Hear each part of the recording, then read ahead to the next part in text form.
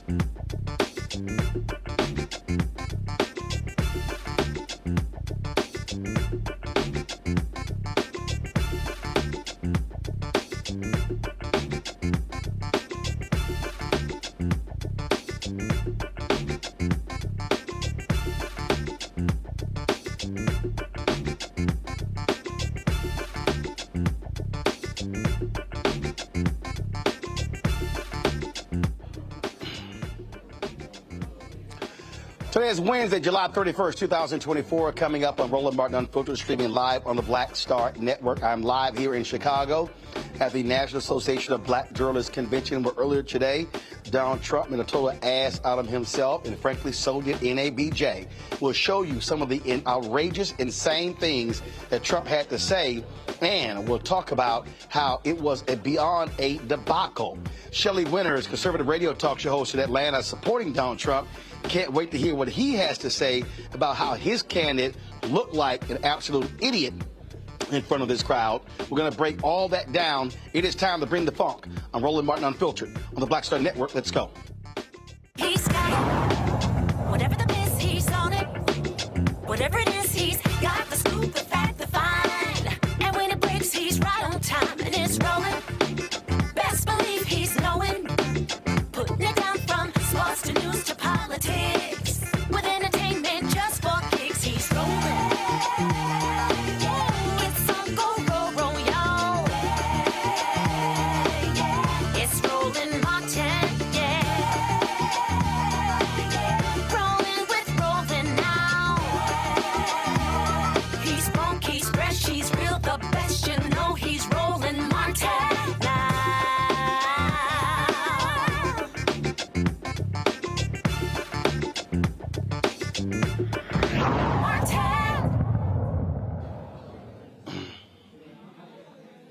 Folks, hashtag we tried to tell you. Folks like me tried to tell NABJ it was an awful idea to bring Donald Trump, especially with the panelists who were questioning him today. It was supposed to start around noon, did not get started late. And what did he do? He came out there immediately insulting NABJ, talking about how he had him waiting 35 minutes. They put out a tweet claiming the audio was bad. That was an absolute lie. The real issue backstage, the Trump people did not want to be fact-checked in real time by PolitiFact. In fact, it didn't take Donald Trump any time at all to do what he is very good at, that is insulting black female journalists. This was the first question asked by Rachel Scott of ABC. Listen to this shameful response.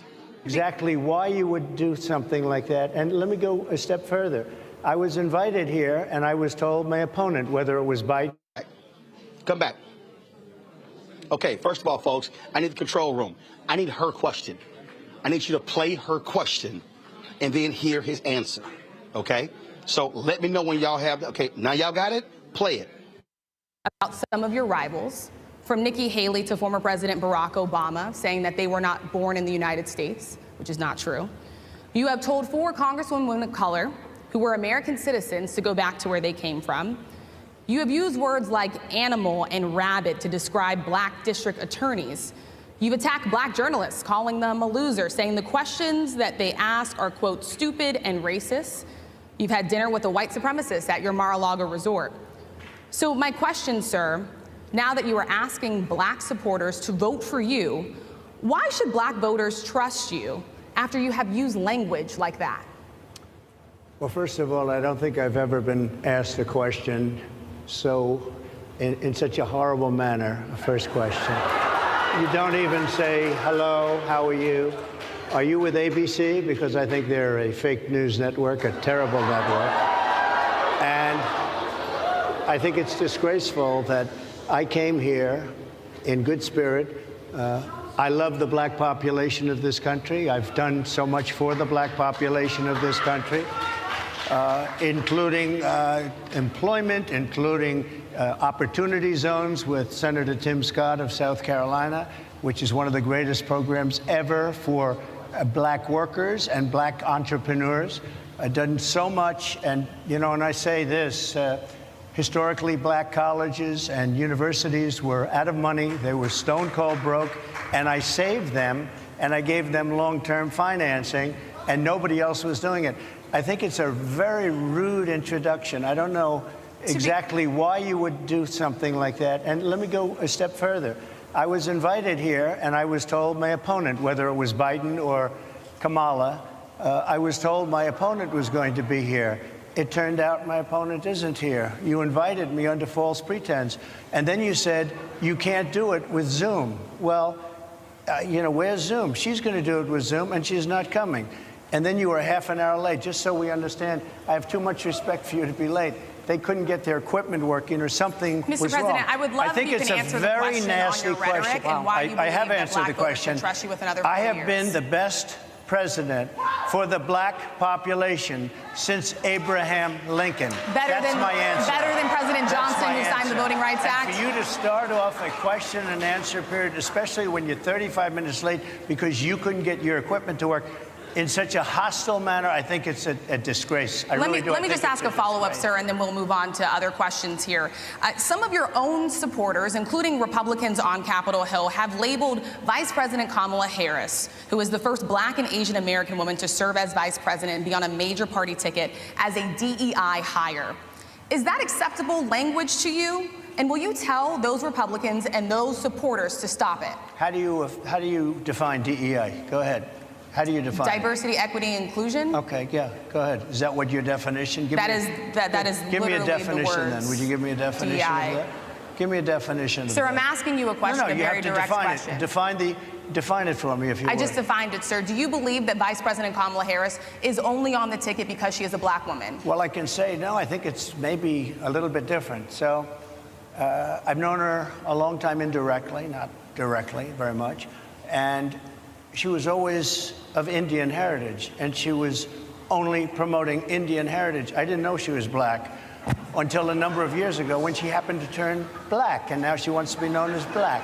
So I don't know, is she Indian or is she black? She has always identified as a black woman. She went to a historically black college. I respect either one, but she obviously doesn't, because she was Indian all the way, and then all of a sudden she made a turn, and she became a black person. Just to be clear, sir, do you believe that she is... I think somebody should look into that, too, when you continue in a very hostile, nasty tone. It's a direct question, sir. Do you believe that Vice President Kamala Harris is a DEI hire, as some Republicans have said? I mean, I really don't know. Could be. There are some, and there are plenty. I know this lady right over there, Harris, is a fantastic person who just interviewed me at length. And we had a great interview, I think, and I heard you got very good ratings on that interview. You told me it was the longest one of your life, so we had a good discussion. Look, I want to talk about why you're here today. I mean, it is not lost on us how divided we are as a country. And as you were coming today, we really got to see that we are... Okay, pause right there. Okay, first of all, there's no way in hell I'm going to let y'all even go run that shameful, despicable question from Harris Faulkner, who was a total embarrassment on the panel today. The young lady, I don't have her name from Semaphore, she had no business being on that panel.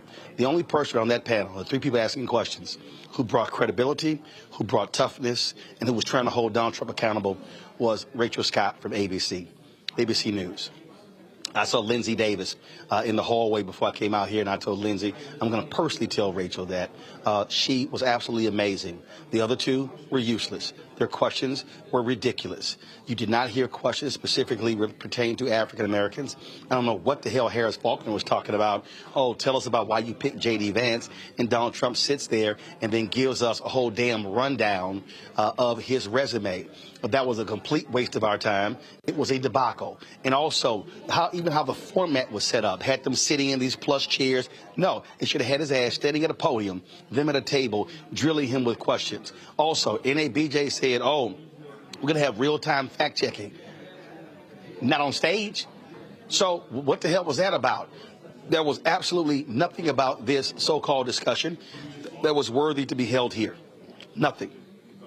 What do we gain from it? Nothing. He showed exactly who he is, a total asshole who says things about black people that are shameful, pathetic, and despicable.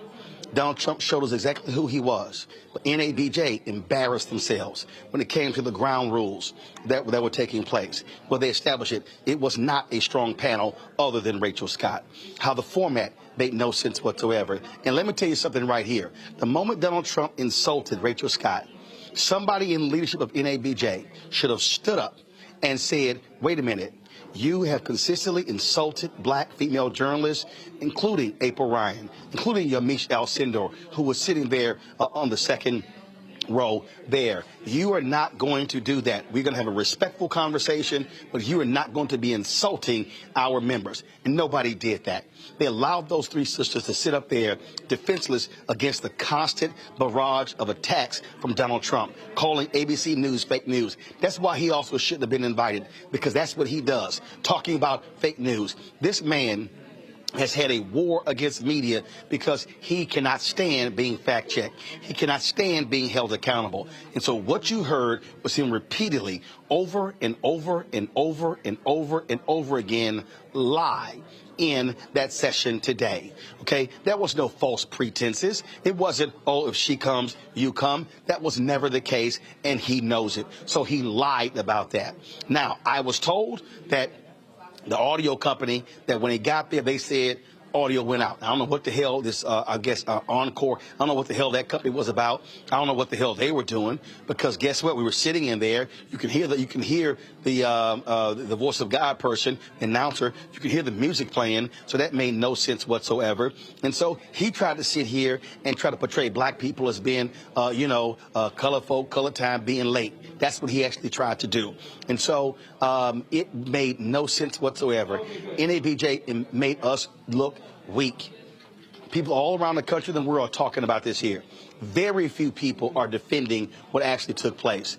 And again, if you out there and you black and you even think about voting for Donald Trump after what he did there, it was lies. He sat there, talked about HBCU funding. Oh, they were going broke. I guarantee their funding. That was an absolute lie. Undoubtedly a 100% lie. Oh, these immigrants, they're taking your black jobs. Lie. The serial liar showed us exactly who he is. I think you got some other clips. Y'all can play the next clip. Let's see what else this fool had to say. Divided along. People from invading our country that are taking, frankly, a lot of problems with it. But one of the big problems, and a lot of the journalists in this room I know and I have great respect for, a lot of the journalists in this room are black. I will tell you that coming from the border are millions and millions of people that happen to be taking black jobs. You had the best. What exactly is a black job, sir? A black job is anybody that has a job. That's what it is. Anybody that has a job. All right. And Mr. President, they're taking the employment away from black people. They're coming in, they're invading. It's an invasion of millions of people, probably 15, 16, 17 million people. I have a feeling it's much more than that. And everybody's been seeing what's happened. Again, I can't even play. I can't even assault the eardrums and the brain cells of the folks who are watching and listening any longer. Again, what you're hearing right there is an absolute, complete, undoubtedly liar. 50, 60, 70 million. That is what he does. And this is why you do not platform serial liars, because they are going to lie. This is why you have to fact check on stage to his face in real time. This is why you have to shut him down. And listen, again, Rachel handled herself. This is also why I made clear you need a black man on that stage. I was critical that you did not have a black male journalist. Let me be real clear. If they had 3 black men and no sisters, the sister would be upset, and I'll be standing right there with them saying there should be a sister on this doggone stage. But what I'm trying to explain to folks is that you saw evil on display. You saw how this man will say whatever, who will insult people. He has no decency. He has no morals. He has no values. He has no integrity. Even his own nephew has talked about his racism. Even his own sister has talked about the kind of person that he is. I want to bring in our panel right now, and I'm sure they can't wait to say something. Robert Patillo, host, People, Passion, Politics, 1380 WAOK, out of Atlanta. Monique Presley, legal analyst, host, Make Sense with Monique Presley. Joy Cheney, founder of JOI Strategies. Glad to have all three of you on the panel. We don't have Monique yet, so let me know, y'all, when she's there. Robert, your assessment of that crap that we witnessed today here in Chicago. Well, the road to hell is paved with good intentions. I think it could have been a constructive argument. It could have been something where we actually got a contrast between both parties and what the positions were for the African-American community. What we got was what we saw, which is the standard Trump lies, obfuscations, filibustering, running out the clock when there are tough questions that he doesn't want to answer. And there was very little information portrayed. I still have no idea what President Trump's policy is on healthcare. I don't know what President Trump's policy is on education. I don't know what his policy is on criminal justice reform or infrastructure. I don't know what his policy is on Social Security or Medicare or any entitlement programs. And the fact that we can't get these fundamental questions answered is why you cannot platform President Trump unless it's in such a way that you can Trump-proof the event.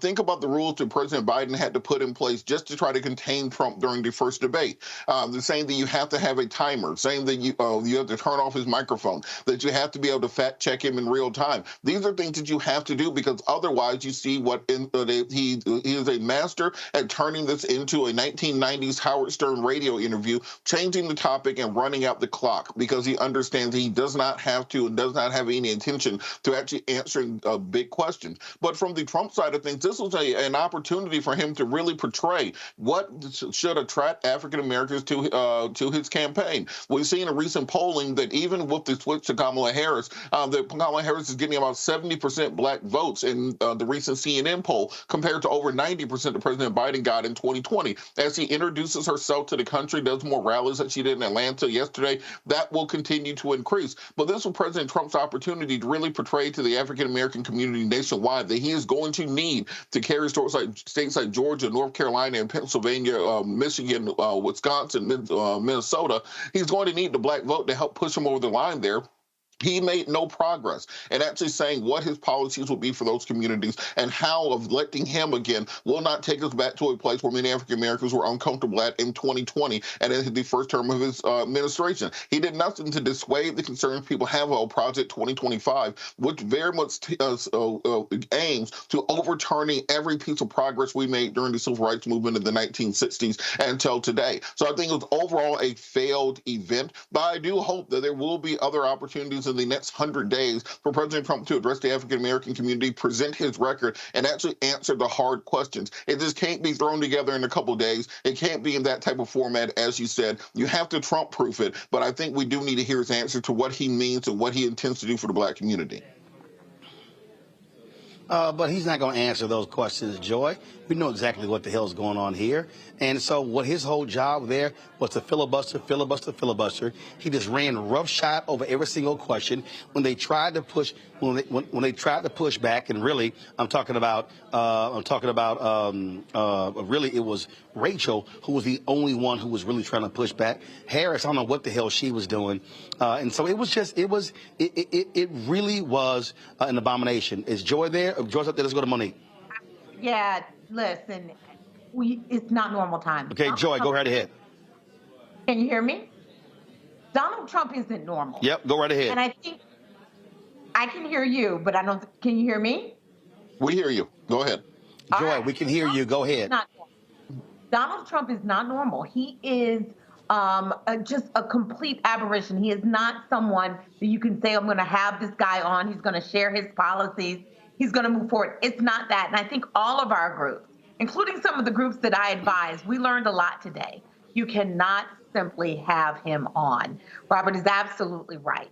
can't simply have him on, and you may not be able to have him on at all because he doesn't want to abide by rules that are about showing who he is as a candidate and what he would bring to the table. Or maybe that is what he's showing. He's a fool. He's engaged in insult. He's engaged in playing and circus making. This was not about bringing on Black voters. This was about ginning up what he perceives to be is a white male racist base. That's what this is. He was performing for them, throwing things at the wall, seeing what might stick, right? I mean, it's almost like improvisational performance art. And we have to put it in the proper context. You can't be serious when you're dealing with a clown. Sometimes you have to say, you know what, sir? Either you live by these rules so that we can actually have a real discussion, or you don't show up at all. Or you don't invite him because you know what he is going to do. Guys, Monique said her signal is freezing. We're trying to actually get her back on. There was a question that was asked regarding Sonia Massey. And my God, ask the question. Kadia Gobas with Semaphore. And again, I mean, I don't know who she is. You know what? I'm sorry. Somebody has to say it. Kadia Goba should not have been on that stage. So here was a Sonia Massey question. I'm sorry? It's very clear. I hear you. Okay. So Sonia Massey, someone from Illinois, an unarmed Black woman, was shot the other day in her home by a deputy sheriff.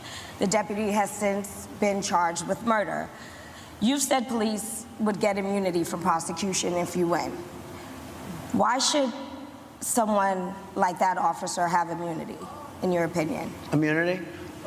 Immunity. I don't know the exact... Right there. So pause.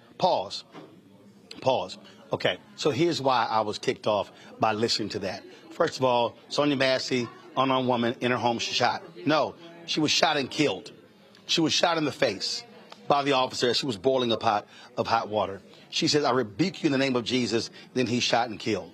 Well, she didn't say how the sheriff has apologized. Then she says, well, you said immunity. No, he said 100% immunity for all police officers so they can do their job. Here's the other thing which I don't understand, NABJ. Why in the hell are you not rolling clips? Why are you not saying, this is what you said, play the video? I mean, I don't understand that. We produce television every single day. How about you actually produce this questioning? So anyway, play his pathetic answer. But I saw something, and it didn't look good to me. It didn't look good to me. Are you talking with the water, right? Yeah, well, police unions are not backing this person either. Okay. But again, why would... They're going to be charging the officer. I guess they're charging the officer. So why should he receive immunity? Well, he might not. I mean, it depends. It depends on what happens. I'm talking about people that are much different cases than that. We need people to protect ourselves. And by the way, in Chicago, as an example, a few weeks ago, July 4th weekend, they had 100. Stop the video. Classic. Guys, when I say stop it, you should have stopped it. Here's the deal. That's classic Trump. It's classic Trump. Pivot. Don't want to actually answer the question. That's where you say, no, 1 second. Well, it depends upon the circumstances. Here were the circumstances. She felt that was an intruder. She called the cops. She ends up dead. The cop who shot her didn't turn his body camera on. His partner did. That's when you ask the question and you fill in the details. You do not allow somebody to just ramble and ramble and ramble. And then what does he do? He then shifts the conversation. Well, let's talk about Chicago. This happened over July weekend. They had more than 100 shootings. Now, if he goes there, then you say, okay, we want to talk about Chicago shootings. Let's talk about gun control. Let's talk about how most of the guns in Chicago come from across the border in Indiana, where your former VP, the one you love to have killed, was the governor there. See, you do not let him out of the box. That's what you do not do. That's exactly what we saw happen. And so here's more of his rambling answer. 117 shootings and 17 deaths. Nobody wants that. Nobody wants that. We need to have our police officers have the respect and dignity back. In this particular case, I saw something that didn't look good to me. I didn't like it. I didn't like it at all. So, can you get a little more specific back to the immunity question? Who would make those Well, right now, for the most part, people are protected by their unions, by their police unions, or by their police departments. But I'm saying if I felt, or if a group of people would feel that somebody was being unfairly prosecuted because the person did a good job maybe with crime, or made a mistake, an innocent mistake. There's a big difference between being a bad person and making an innocent mistake. But if somebody made an innocent mistake, I would want to help that person. What would those exceptions be? What would determine an innocent mistake? You go after somebody, and it's a very close call, and it's very dangerous. And, you know, they have... the policeman's life and woman is a very difficult thing, because sometimes you have less than a second to make a, you know, life and death decision, and sometimes very bad decisions are made. They're not made from an evil standpoint, but they're made from the standpoint of they made a mistake. So I want to follow up really quickly.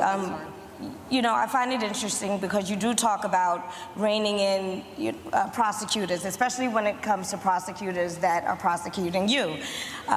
Why doesn't that skepticism apply to law enforcement?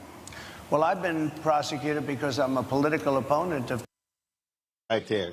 Stop right there. Oh, my God. Stop right there. That man just sat there and said, well, you know, things happen in a split second. How does nobody say, sir, but she's dead? Sonia Massey is dead. And then what you then do is recount the other black people who are dead. You press the point and say, that split second determines life or death. But you want to give them immunity. Guess what you didn't hear? You didn't hear anybody say, because when you were president, you had Jeff Sessions and Bill Barr who says, we're going to pull back on consent decrees because it's going to hurt the morale of cops. Then you somebody has to say, I'm sorry, there was only one police patterns and practices investigation that took place in your 4 years. Under Biden-Harris, it's 12. You heard none of that.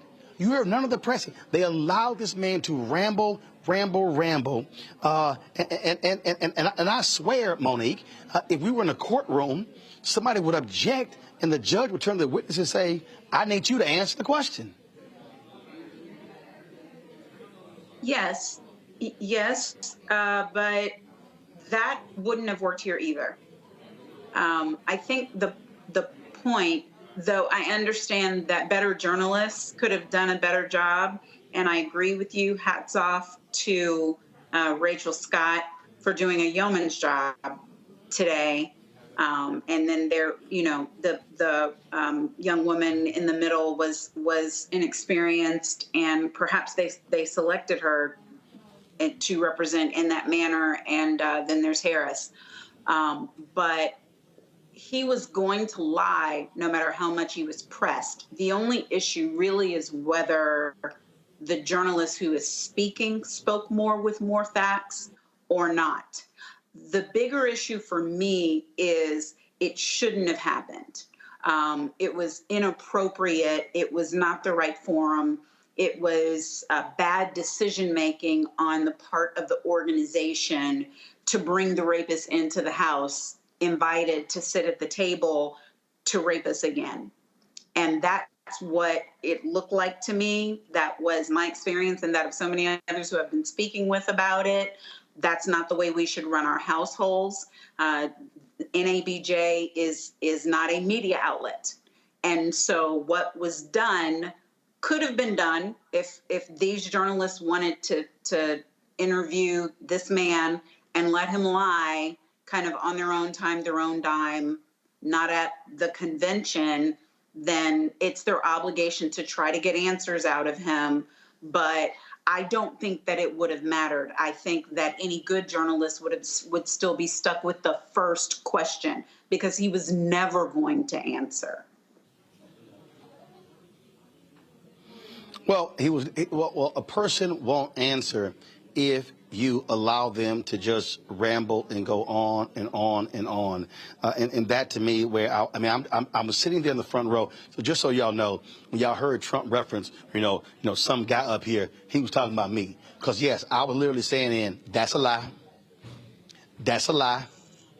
You lying. And so the NABJ folks were like, hey, Roland, calm down. Security going to move. I said, security going to remove who? I said, okay, let's see that happen. And so then you had some little punk who used to be a little racist little punk, used to be the executive producer of Tucker Carlson. He had a little camera crew. So all of a sudden, they were inside of the gate. And so homeboy fixes his camera on me. And y'all know I'm real black. I leaned in and said, you make sure you got this in focus. And so that's why the video y'all see going around where this dude came up to me, was trying to challenge me. That was his little camera and his little punk. And so then he first he touched me. I said, man, don't you ever touch me again. And so then he said, well, I want to shake your hand. I said, man, I'm not shaking your damn hand. I don't want to. Yeah, that's the little punk right there. And so he was trying to question, how'd you even have a seat on the front row? I said, first of all, who the hell you think you are? I said, let me be real clear with you. I said, I'm a life member. I'm in the Hall of Fame. I'm a 3-time board member. I said, I'm a journalist of the year. I said, this is my 35th year in NABJ. I said, man, I don't want to hear crap from you. See, let me explain something to y'all. Now, y'all can go on social media. Y'all can see that clip. But see, here's what you don't give an inch to these thugs. You don't give an inch to, and I made it clear to him, because his cameraman was talking trash. I said, you might want to be quiet, or I'll have you removed. You can't have me removed. I said, no, you are our guest. Let me be real clear. We can throw your ass out of here. See, Robert, here's the deal. See, they think, these little conservative punks think, they think that you got some we can meet black folks. I'm like, no, y'all talking to the wrong one. I said, trust me, if his ass had touched me again, he was going to get arrested for assault. See, I'm not going to back down from these punks and these trolls who want to sit here and think that they're going to sit here and attack our black female journalists and think ain't no black men in the room to stand up for them. I'm like, y'all got another thing coming. And Roland, so this is part of the issue that we have with siloed media and the kind of siloed country that we live in.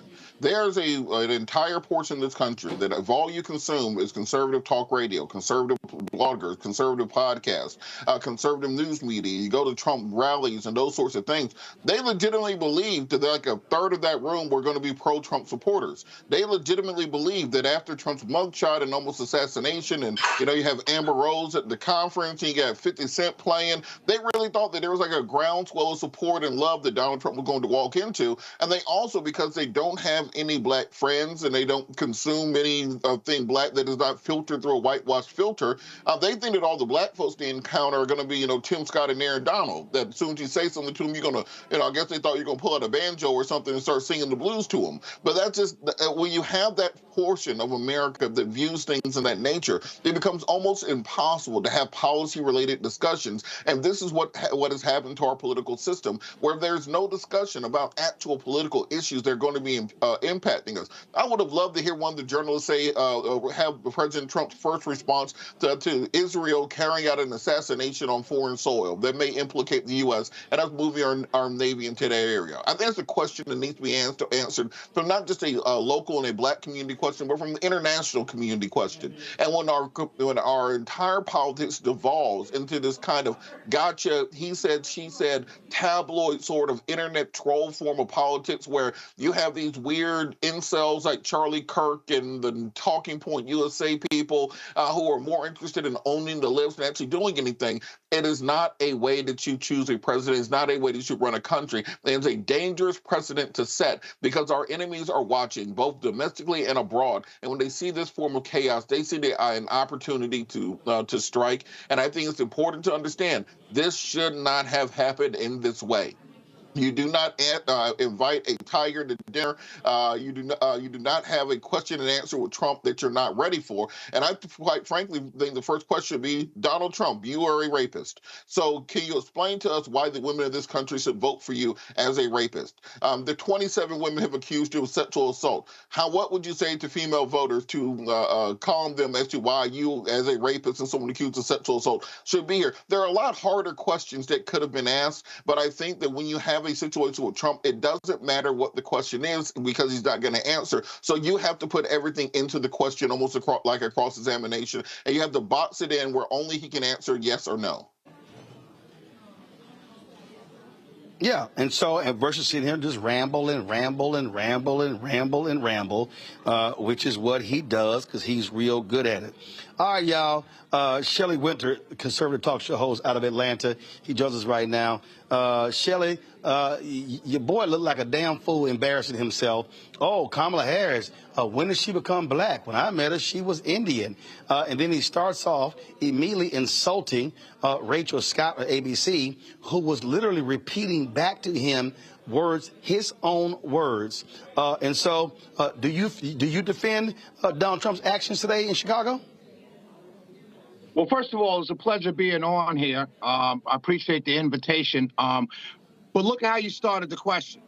You see what I'm saying? This whole day is broken down into exactly how you just started the question. Your boy looked like a damn fool today. Oh, okay, so now where do I go from there? And then you asked me if I'm defending him. Defending what part of a hour? No. Actually, Shelley, I was very specific, and that is, not Shelley. I was very specific when I said he opened up with Shelley. Hold on, Shelley. Yes. He opened up with a direct attack on Rachel Scott. Shelley, I will finish the question. You can answer. He opened up with a direct attack on Rachel Scott in terms of where she repeated words that he had actually said, and then, the most horrible question, how you just mistreat me, and you fake news, you're at ABC. Not wanting to answer the question, he turned it into a personal attack on Rachel Scott. Is that how somebody, a commander-in-chief, should behave? I don't know if it's a way to behave when you're walking into a hostile, willingly, obviously, into a hostile situation, and you're getting the first question. The question was hostile? Question. Well, yeah. If you how was it hostile? I'll tell you, because every single how was it hostile? Every single person, everything that she asked him was something he was responding to attacks from others. For instance, she said, you attacked 3 African-American female journalists. Well, yeah, he did. He also attacked Jim Acosta. He also attacked Chris Cuomo. He also attacked every reporter who came at him, which is why he came up with the term fake news. Look, if we want to play this game, like Robert said, I thought Harris Faulkner is not getting any credit because she actually asked the best questions, which were, what are you going to do on your first day? Why are you here? What are the policies you want to do for black people? Actually,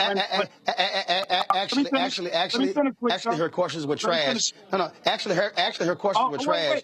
Harris Faulkner should have never been on that. No. Harris Faulkner should have never been on that panel. Harris Faulkner should never be on the panel, or anybody from Fox News, after Fox News settled for $787 million, a lawsuit where they advanced Donald Trump's lies by the 2020 election. They lost their credibility, integrity on that. And she should have not been on that stage. Double CNN and 3 times MSNBC. You're in this business. No. You know what ratings. I'm sorry. Were they sued? It does No. Did Fox News advance lies about the 2020 election? Yes or no? Did CNN advance lies for 2020 election? No. CNN, Shelley, this is real basic. Shelley, this is what makes no sense. Shelley, Shelley, what's so silly is you can't even win this argument because Rupert Murdoch had to sign. Rupert Murdoch had to agree to a $787 million settlement because they knowingly advanced lies, Donald Trump's lies, even though they know it was false. They knowingly advanced Tucker Carlson's lies, which is why he got fired. So now let's move back to Harris Faulkner. No, Shelley. See, Shelley, this is the problem. No, Shelley, it wasn't. First of all, Shelley, factually, you're wrong. First of all, Tucker Carlson was rarely even mentioned in the depositions. Lou Dobbs, Maria Bartiromo, and a host of others, Laura Ingraham and others. This was a widespread. No, Shelley, we don't lie on this show. Shelley, we don't lie on this show. It was known from the top to bottom. Rupert Murdoch, Suzanne Scott, the CEO. Shelley, hold on. Numerous hosts. Numerous reporters, numerous producers, this was a system-wide massive lie, and that's what they did. So how can you say it was just Tucker? Was Harris Faulkner won? Simple question. No. So let's now go back to why you have me on here. Harris Faulkner is with a network. Well, first of all, having you on the Trump debacle in NABJ actually changed it. Let me ask you this next question: Do you find it strange that Donald Trump would talk about how, well, I thought she was Indian and now she's claiming she's black? Do you find that to be offensive to African Americans, suggesting that this woman, who's black as well as Indian, where he says, oh, she's now claiming to be black? I wouldn't have advised. So let me answer that question, and please give me time to answer it. I asked the question. Go get your answer. Go ahead. Yeah, I didn't like the answer. I wouldn't have advised him to answer that, but I do understand the political attack in the answer, because what he's doing is he's talking to, because we know there are a number of what I call autos type, for lack of a better word. There are a number of African Americans who don't believe she's authentically black. So he's talking to that issue, and he's also playing up the quote unquote, is she phony? Is she playing a game? Is she black when she needs to be something else when she doesn't need to be? Married to a white guy? All of those things, that answer. Now, I wouldn't have advised him to answer that way, because I think it would have been, if you call into question too many of things that you've already been attacked on. So I would never have advised it. But politically, and this is all politics, politically, it plays well to that black audience that you're picking up who don't trust her or like her. And we do know, if you step outside your bourgeois boule crew, you know people, working class African Americans, don't trust her and they don't like her. So now that does play well politically. I wouldn't have advised it. Not at all. I would. Actually, Shelley. Shelley, I dare say, you can talk about your bourgeois, whatever the heck. I guarantee you, I spend more time around working class black folk, regular black folk, than you can even think about. So that little cute comment, Shelley, that little cute little comment you made there is utterly irrelevant to me. Let me also ask you this here. Shelley, I'm asking you this here. Shelley, first, Shelley, I'm gonna ask you another question. When Donald Trump sat there and began to lie about abortions in the 9th month, that's a lie. That was a flat-out lie. Why does he keep lying about that? Because there are a number of people on the Republican side who are taking, I forgot the Virginia governor's candidate. He was a Virginia governor, ran for election again and lost. Terry, I forgot his last name, who had proposed that. His name is Terry McAuliffe. But it's a lie. It's a lie, and he keeps saying it. So why does he keep advancing a lie? Well, because there are people who have talked about abortion, late-term abortion. Now, what Republicans are doing is playing the same game that you play. Is late-term abortion 9th month? Late-term abortion. Actually, I don't play games. You do. I don't play games. I deal in facts. There are. No, I'm not. No, I'm repeating what he said. You're calling it a game. It's not a game to me. This is real life. And and I'm answering the question. The question is that there are Democrats who want late-term abortions. Republicans take that and to mean 8th, 9th month abortions. I don't agree. But they're lying. They're lying. What do you mean they're lying? There are Democrats who want late-term abortions. They are. They are. Okay, what I'm saying is, Robert Patillo's here in Georgia. Stacey Abrams wanted late-term abortions. Listen, man, about the lies, you know, PolitiFact checked all the lies. Most of the lies, he said that Kamala Harris didn't pass the bar exam. She didn't her first time. Millions of people don't pass the first time. Millions of great lawyers didn't pass the first 2 or 3 times. That is no harbinger of whether you're smart or not. So I didn't agree with that attack either. But so let me ask you this question. Let me ask you this question. I get this question, Shelley. Why does I got to ask you, why does Donald Trump keep lying about HBCUs? Today, he talked about how they were going broke, how I gave them a lifeline. He's lying. According to Dr. Walter Kimbrough, who was a 3-time HBCU president, Donald Trump, in 3 consecutive budgets, actually cut HBCU funding. The program Donald Trump cited, his own budget zeroed that program out. It was Congresswoman Alma Adams of North Carolina who actually, I'm not done. It was, it was Congresswoman Alma Adams who put it back in the budget. He's lying. And this is. I've heard you say it on your show, so you don't have to go through it again. I heard you say it to the guy that you just showed the video of. I saw the video. So why does he keep lying? He's not lying because it's semantics, like I said. He is lying. Issue of issues. Hold up, Shelley, I'm confused. Shelley, I'm confused. Shelley, hello, Shelley, I'm confused. If Trump's budget zeroes the program out, meaning they want to cut the program, and it requires. He zeroes it out from the Department of, see, this is what I'm saying, it's semantics. You zero out from under the Department of Education and move it to the White House, and $250 million, which you know went to, under the Futures Act, to HBCUs. Yes, $255 million. See, you're playing semantics. I'm sorry, Shelley, what you just said is factually wrong. The program that you're speaking of, no, Shelley, let me help you with facts. The program you're speaking of is $250 million.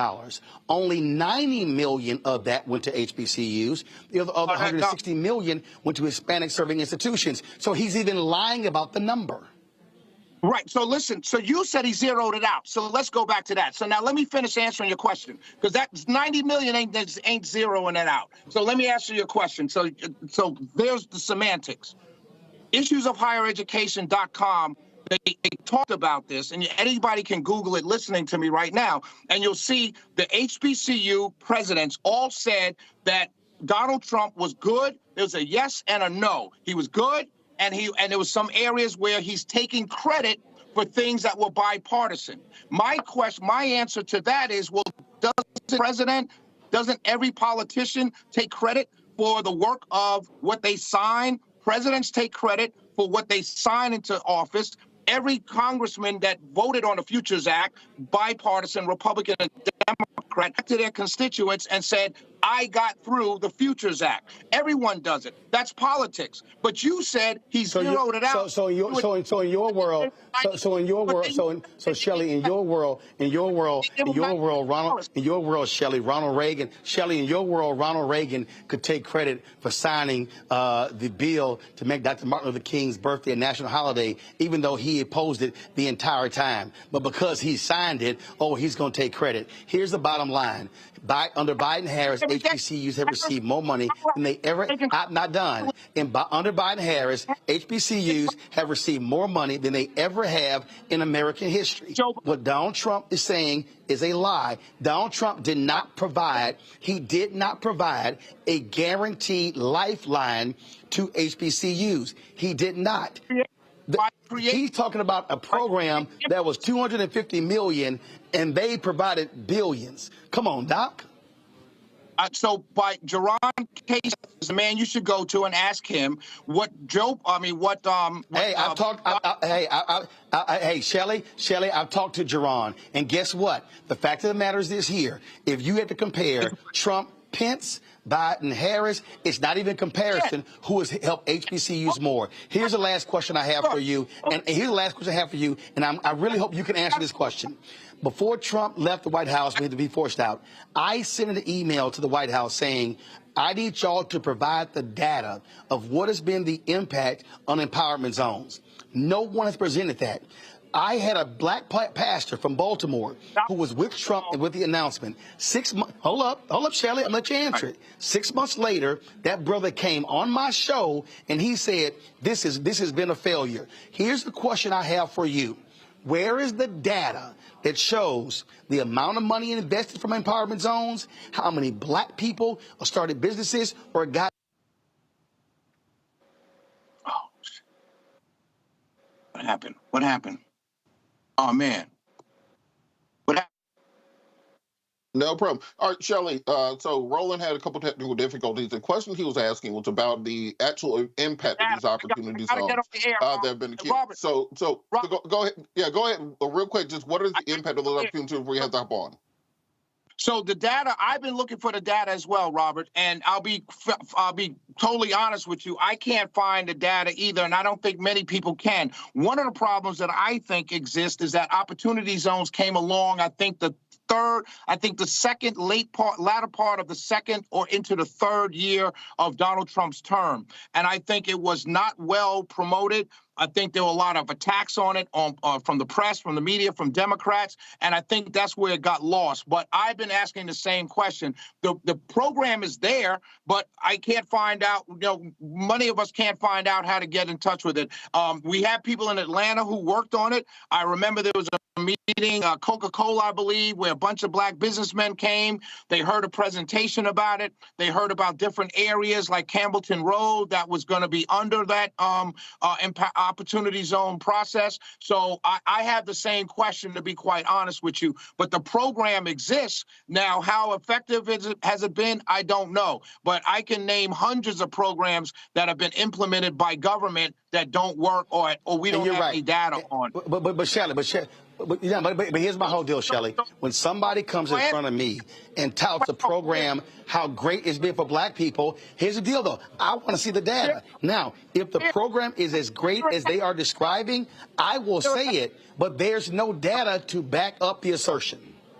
My brother, that's a fair attack. That's a fair attack. I'll give you that one fair attack throughout the whole night. I will tell you, though. Well, first of all, you don't have to give it to me because I got 4 or 5, but go ahead. Here, make your final comment. Make your final comment before I got to go to break. My final comment is this. I think that it was bold move for him to go to the NABJ. I don't agree with the other panelists who say he shouldn't have been there, he shouldn't have been invited, because you had pointed out yesterday that he had been invited since 2016. He just never went. He decided to go now because it's a good thing to do, right? I don't think that anybody should say he shouldn't have been there. They shouldn't have invited him. This is a convention full of journalists who are supposed to ask questions. What I will say is I disagree with you and Robert when you say you would have, because you guys were setting up what would have been a debate with Donald Trump, not a question and answer, which is what it was designed to be. And so I think it was a good thing that he went. I think she is now black. I thought that was mishandled from the very beginning. I would have stayed on the young lady, Miss Scott, not knowing the definition of DEI. I would have pushed her there. I would have kept on that. She knew it. Of course she did it, but she didn't answer it. So I would have kept on that. What I'm saying is when you're in these situations and you're in a hostile environment, and clearly at least one, the middle young lady was trying to play it fair, and Harris was trying to play it fair. What you guys wanted was a debate with Donald Trump, and I don't think that would have been bad. If no, not true. Not true. Debating. No, it's not true. No, I would say me and Robert wouldn't want to debate. We would actually want him to answer the question. Shelley, we would want him to answer the questions asked. And the bottom line is, what he did was he filibustered, he moved around, and he didn't do it. I know you got to do your radio show. I got to go to a break. We'll have you back. Love you. Shelley Wynter, I appreciate it. Thanks a lot. Folks, we right back on Roland Martin Unfiltered on the Black Star Network. talk about blackness and what happens in black culture, we're about covering these things that matter to us, speaking to our issues and concerns. This is a genuine people-powered movement. There's a lot of stuff that we're not getting. You get it, and you spread the word. We wish to plead our own cause. Too long have others spoken for us. We cannot tell our own story if we can't pay for it. This is about covering us. Invest in black-owned media. Your dollars matter. We don't have to keep asking them to cover our stuff. So please support us in what we do, folks. We want to hit 2,000 people, $50 this month, raise $100,000. We're behind 100,000, so we want to hit that. Y'all money makes this possible. Checks and money orders go to P.O. Box 57196, Washington, D.C. 20037-0196. The Cash App is $RM Unfiltered. PayPal is R Martin Unfiltered. Venmo is RM Unfiltered. Zelle is Roland at RolandSMartin.com. On a next, A Balanced Life with me, Dr. Jackie, think about for a moment some of those icky behaviors that you display every now and then. Are you a petty Betty or a crabby Kathy? Where do those less than attractive traits come from? We all have them. And more importantly, how do we get rid of them to make certain that they don't infect other people? Pettiness is something that we all carry. It's just make sure that you carry it well and you don't use it to intentionally hurt. On the next A Balanced Life with Dr. Jackie on Black Star Network. Me, Sherry Shepard, and you know what you're watching, Roland Martin Unfiltered.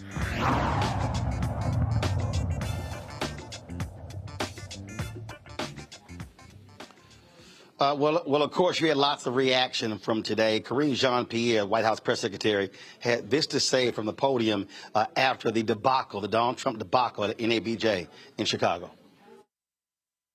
Who is in this position that is standing before you at this podium behind this lectern. What he just said, what you just read out to me, is repulsive, it's insulting, and, you know, no one has any right to tell someone who they are, how they identify. That is no one's right. It is someone's own decisions. It is, I'll add this. Only she can speak to her experience. Only she can speak to what it's like. She's the only person that can do that. And I think it's insulting for anybody. It doesn't matter if it's a former leader, a former president. It is insulting. And we have to put, she is the Vice President of the United States, Kamala Harris. We have to put some respect on her name, period. Thank you. Oh, my goodness. Go ahead, John, all the way in the back. All right, folks. The Harris campaign certainly had a lot to say about this in terms of the statement they released. And so I really thought it was very strong. I'm going to pull up in a second. Let me pull up Monique, Joy, and Robert. So I'm going to read this in a second. But I tell you what, Monique, their rapid response was really important because they framed it in terms of exactly how Donald Trump behaves, how he acts. They talked about how rude he was, how he is constantly disrespectful to journalists and black journalists. And so they were hitting him hard in their response back. Yeah, because he's an asshole. That's why. And he shouldn't have been allowed to be an asshole in our home, where our sisters are supposed to be safe. And I know that they are grown women and that they agreed to do that particular assignment. And I'm not even saying, though I agree with you, Roland, that it should have been men and women. I don't think it should have been necessary for a man to have to step up to protect a black woman in this space from this crotchety, amoral, felon, old-ass man. I mean, I don't think that should have been necessary. I think that the organization should have been protective. And if they were going to do something like that, it shouldn't have happened in the format that it was in. And so now, you know, when with Black women got to make a statement, White House got to make a statement, Kamala HQ got to make a statement, Kareem got to make a statement. We got to talk about it for an hour. Unforced error, NABJ, unforced error about a known idiot. He did exactly what we said he was going to do, and I see people, even white people who mean to be allies, who were saying, "Look until the end. He made an idiot of himself. This is hilarious." Nothing about it is funny to me. I would have been ready to fight. I'm glad I wasn't there, because it, for real. You want to see the other side of this Black woman? Call my sister out of her name. Interrupt when one of my other sisters is trying to talk. Try to make delegitimate my American-born vice president the same way you did with the first Black president. None of that is funny to me. Not one damn bit. And so even the people who are laughing, what I said on Twitter is, maybe this is where our coming together can be of help. Because when my race and sex is being disrespected, I do not find that humorous. We as Black women have been beaten up too much in these centuries in this country for you to laugh at that shit like it's some kind of joke. And so, no, I don't see a remedy here. I understand everything everybody is saying about ways it could have been done better, but I return back to my original comment. It should not have happened. I was made to feel unsafe in places where we're supposed to be safe. And that is not the way it's supposed to go. And forgive my language for all of y'all who expect me to and Joy, first of all, you ain't got to forget language. Joy, the point there about, you know, we talk about safe spaces. This is what I have to keep reminding a bunch of these folks at NABJ this. The role of journalists is our job. Yet when we are here, we are members of an organization. What we do as members of an organization is different than what we do in our jobs. So, for instance, NABJ takes funds from different entities. Someone can say, well, you know, as journalists, we should be doing that. No, we are an organization. I literally had to explain to our board members this. We released a statement. We were working on this statement. And they wanted to put the reaction from the company in the statement. I said, y'all, stop. This ain't no story.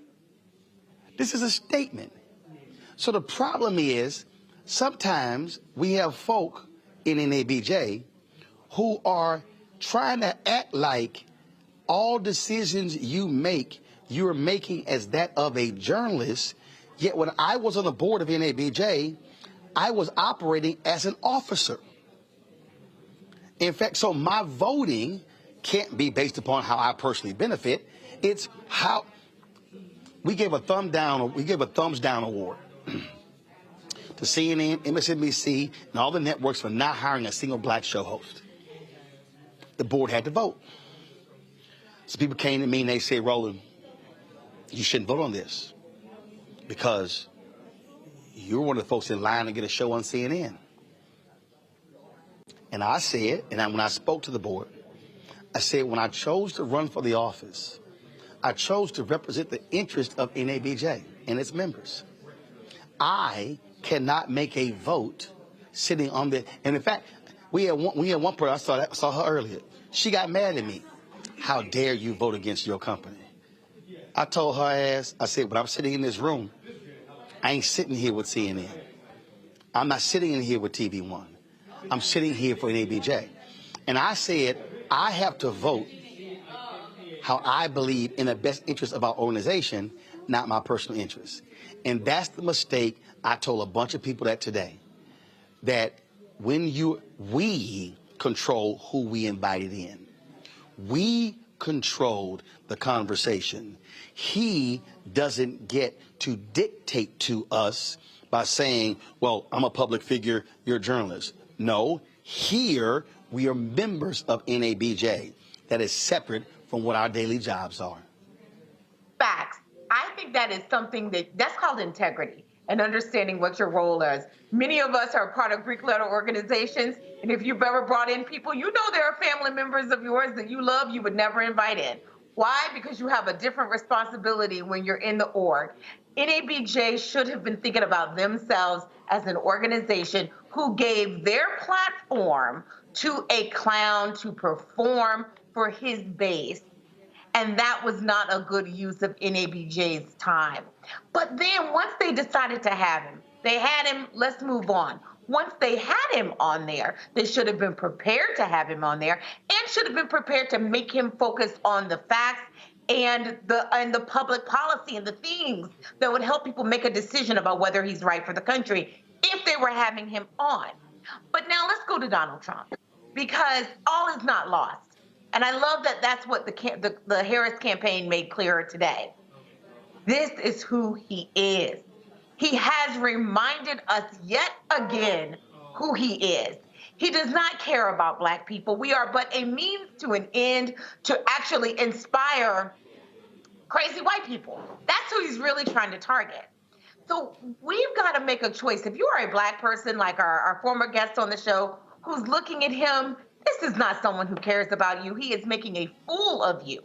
You are clearly lost.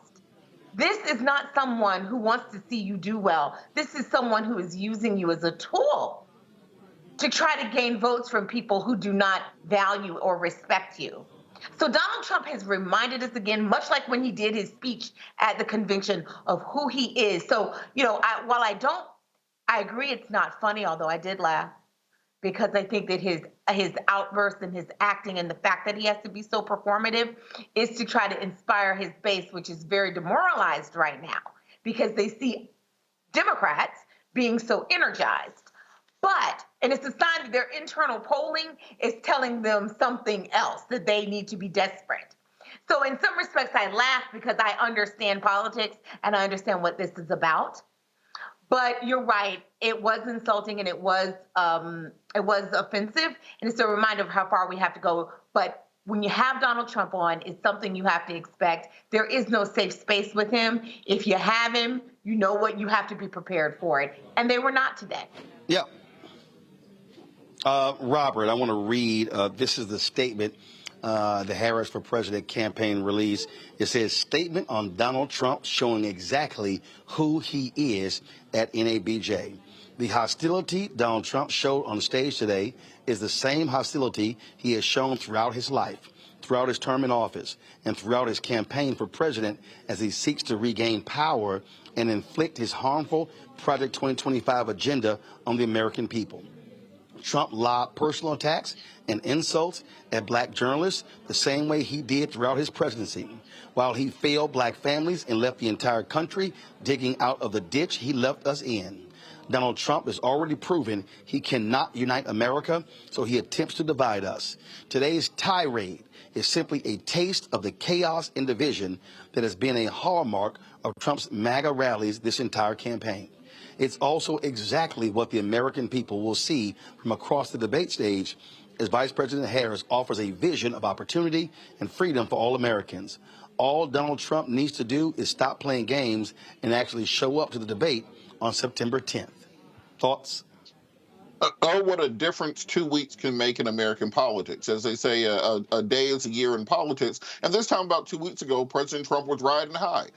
He was at the RNC convention. He had just survived an assassination attempt. He was leading in almost every poll. You had Amber Rose and Hulk Hogan, Kid Rock, Dana White, all at the RNC convention. He talked about expanding the base of the party. And the discussions on the Republican side of the aisle weren't about whether or not he would win. It was about how they're going to have an electoral mandate to the point that they could actually institute Project 2025, that they would actually be able to take control of both the House and the Senate. And the Democrats were on defense as to what they were going to do to simply have some levers of control for a eventual, if not inevitable, Trump takeover. Fast forward 2 weeks, President Biden drops out of the race. Couple $100 million get raised, start having calls, including call organized by you, Roland, with hundreds of thousands of people on discussing how they support the Harris campaign. You're going to have these big events coming up, where you have the event in Atlanta, where you have the rollout of the vice president, where you're going to have the Democratic National Convention, where there's no bright light at the end of the tunnel for Trump right now, and you're seeing the desperation happen as he's he's grasping defeat from the jaws of victory because of hubris, because he thought that he had this thing locked up so he could pick someone like a J.D. Vance because his billionaire buddies told him that's who you need to pick. So he can keep talking about these crazy-ass tirades about sharks and getting electrocuted by batteries and Hannibal Lecter and those sorts of things. But now that there's actual competition up against him, and he sees that he is losing in all these states, and there are no new Trump voters. That is the problem that he runs into. There is no magic lever of support that he can pull into. He has all the poor white people in the country locked up already. They are not swing voters. They're on his side. But now you can't go to Latinos. You can't go to women, of course. And now you're coming to the black community after 4 years in office, 4 years running for president again, and now you're on the campaign trails trying to find a way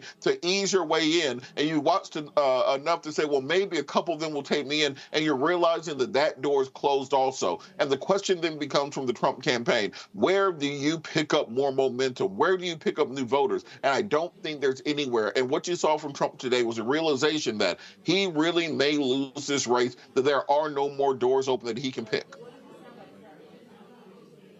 That's right. Well, I'm gonna tell you right now. I'm gonna tell you right now. When when the vice president said yesterday in Atlanta, say it to my face, black folk, we saw what this fool said to our faces. And again, I don't need to invite crazy into my house for them to leave and go, damn, they crazy. You knew that from the outset. And so that's what you saw. That's what you witnessed. And, Monique, Shelley sitting there talking about, how great of a job Harris did. First of all, how your ass wait to Project 2025 to be your last question, and they were actually giving them the rap sign. See, that little silly, so how did you arrive at picking J.D. Vance? Didn't she say she had the longest interview with him? We didn't need to hear that bull crap on the state of NABJ. So again, I just sat there, and so I don't care. I don't give a damn. I saw her. I ain't speak to her. She walked all by her little 5 people, whatever. Harris Faulkner is a joke. Harris Faulkner is at Fox News. They are in the tank for Donald Trump. They want him to win. And so, therefore, you should not have had anybody on that stage representing Fox News asking that man questions because of the settlement that they paid. And so, I don't care. There's some people out there who say, no, man, I like her. That's cool. That's fine. Listen, I remember I took her because, she needed to be around some black folks. A few years ago, they had the Apollo Spring Gala. So I told her, come on out, roll with me. Went there. And, it was kind of like, ooh, all the black people. It was like, yeah, that's how we actually roll here. But the bottom line is this here, what you heard on that stage, there were no questions focused on black people. There were no questions specific to black agenda. Monique, she didn't ask about maternal health care. She didn't ask about education. She didn't talk about black economic opportunities. She sat there and was like, here you go, Donald. Do what you will with it. It was because the question was so light. Why did it end at the 35 minutes? Well, because he claims that, they had him waiting, so it's supposed to be an hour. And so, therefore, they wouldn't extend it. So it's like, hey, y'all on the clock, so that's on you. That's why.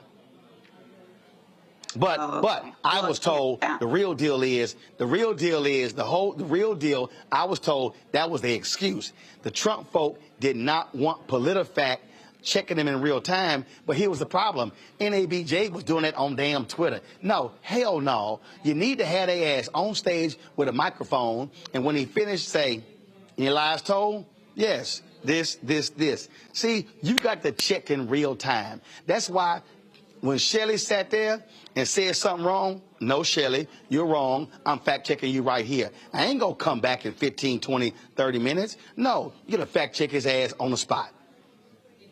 But which Jake Tapper and Dana Bash didn't do. Which Jake Tapper and Dana Bash didn't do at June 27th debate. Monique, go ahead.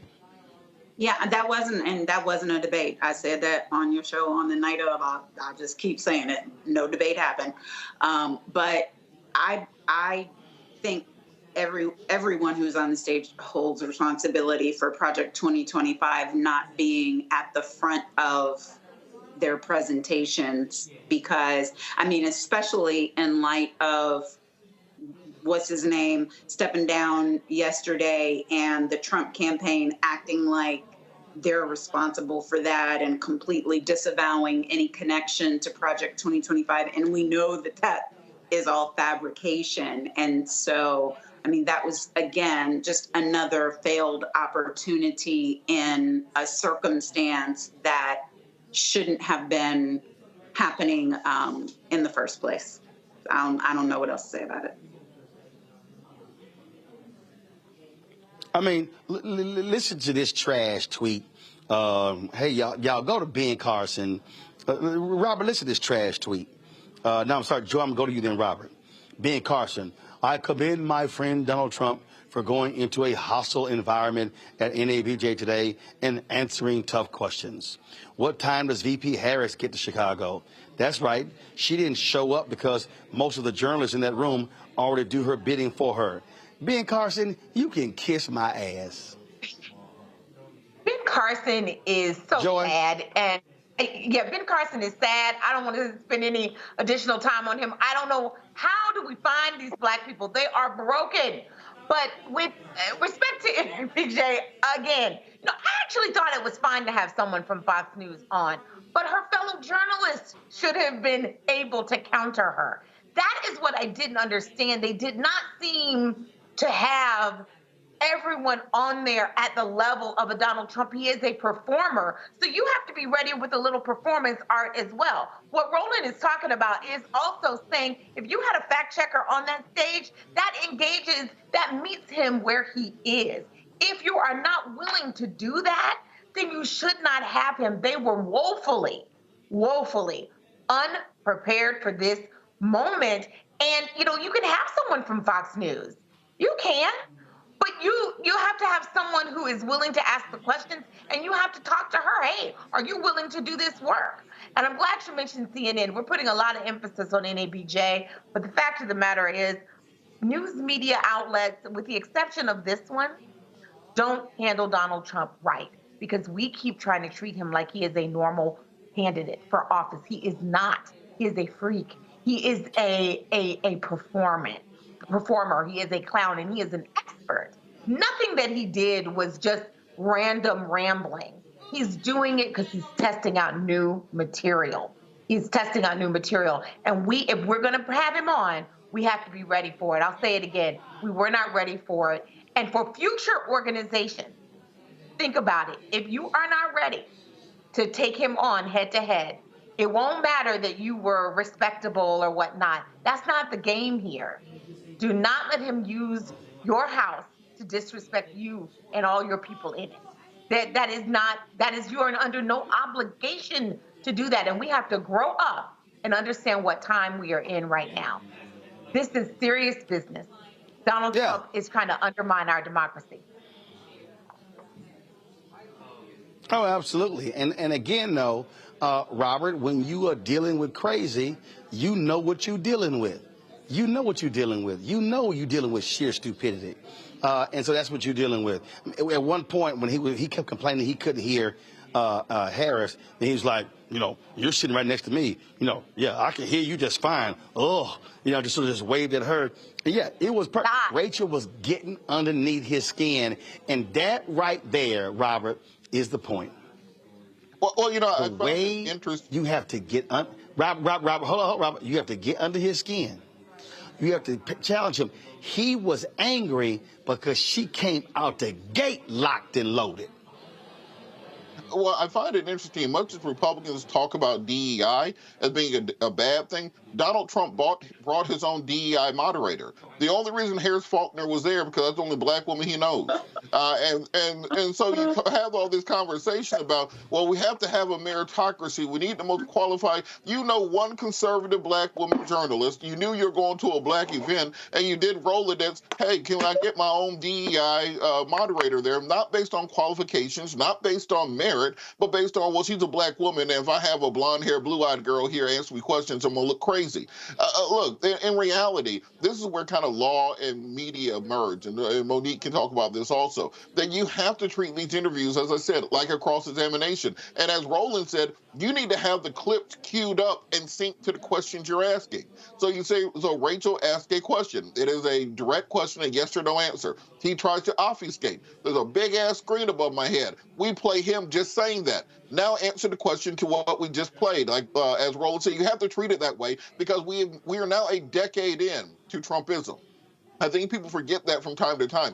This is not a new phenomenon. He's been running for president since 2014, 2015, when he was going on Mourning Joe and pushing his birther conspiracies. We have 10 years of tape on how to play against him. This is like playing against Tom Brady and not knowing he's going to throw a slant across the middle. He's been doing the same damn thing for a decade. How are you not ready for the play that is coming? And I think that when we do the post-mortem on this, and we have many more black conferences coming up between now and the election, I would love for President Trump to attend, but the questions have to be about what your real agenda is for the black community, and be ready to have your feet held to the fire, because they don't do this to anybody else. I'd be damned if anybody shows up at the Jewish convention not talking about either anti-Semitism or support for Israel. You know you're going to have to do it. We let this man slide into the Negro convention, not talk about anything he's going to do for black folks, and then slide out the back door after 30 minutes. I think that's why you're seeing this level of anger.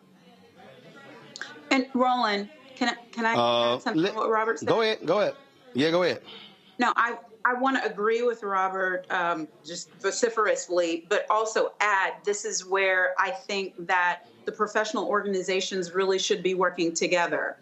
Just because NABJ is full of journalists, you shouldn't assume that you know how to deal with a criminal or you know how to deal with an agitated, lying witness. But there is training available so that you can do a better job of that. And that is one of the reasons why our vice president is uniquely situated to be able to handle a debate with someone like him. She definitely, as she's been saying in her new speeches, she knows his type. But it also involves a commitment and a decision. Because if he does not answer that first question and you let him get away with not answering that first question, he will not answer any questions. And so you can't have the same time constraints. You can't have the same kind of pity pat. I'll do a question, then you do a question, then you do a question. It has to be that when he rambles, you cut him off and then you say, and back to my question. And you lead him where he didn't want to go on his own. And you stay there until he either says he's unwilling to answer it or he cops a plea and says, well, that's my answer. And then you've got to take the win and say, since you are unwilling to answer my question, I will yield to my colleague. I mean, if you're going to get in the ring with him, you've got to mop the floor. And I don't see that level of preparation happening, and I hope that changes. Robert's here, I'm here, Scott's here, anybody. And I'm not saying there aren't journalists who can do it. I'm just saying cross-examination is different than even regular interviewing or interrogation. These are not even Oprah moments, and she's the queen of interviewing. This is get your ass. And that is a skill set. And I have not seen it yet. And I agree with my two panelists tonight. If you're not ready for that, don't go in there. Don't do that. It's not for you. Yes. At the very least, they could have answered with, let the record show, he did not answer my question. You can even politely say that. He didn't answer my question. He lied. Our fact checkers are saying this is a half-truth. Whatever it is, being able to just do that in real time, you don't even have, if you don't feel like, hey, this is not a cross-examination, we can't, do the banter.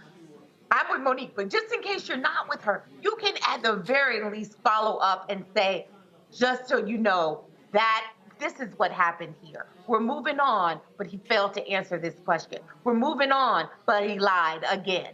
You can do that. You can do it respectfully. You don't have to allow him to disrespect you in order to have a fair process. Fair for Donald Trump is holding him accountable. And that takes preparation. I'm not even saying that that is a fault of these journalists. That is a particular skill, and it takes practice. And I think that there has to be a good deal of preparation. The same way you prepare for debates, I believe the people who are questioning when you're dealing with someone as kind of slippery, and the thing about it is, as I said on your show the night of that other debate, Roland, when you are a pathological liar, you don't have to practice. Anything that comes out of your mouth is what you're saying right then. So he's always ready. But if you don't have no boundaries. Nope. Don't have boundaries at all. All right, y'all, got to go to a break. We come back. We're going to chat with Isaac Hayes, the third of fan base.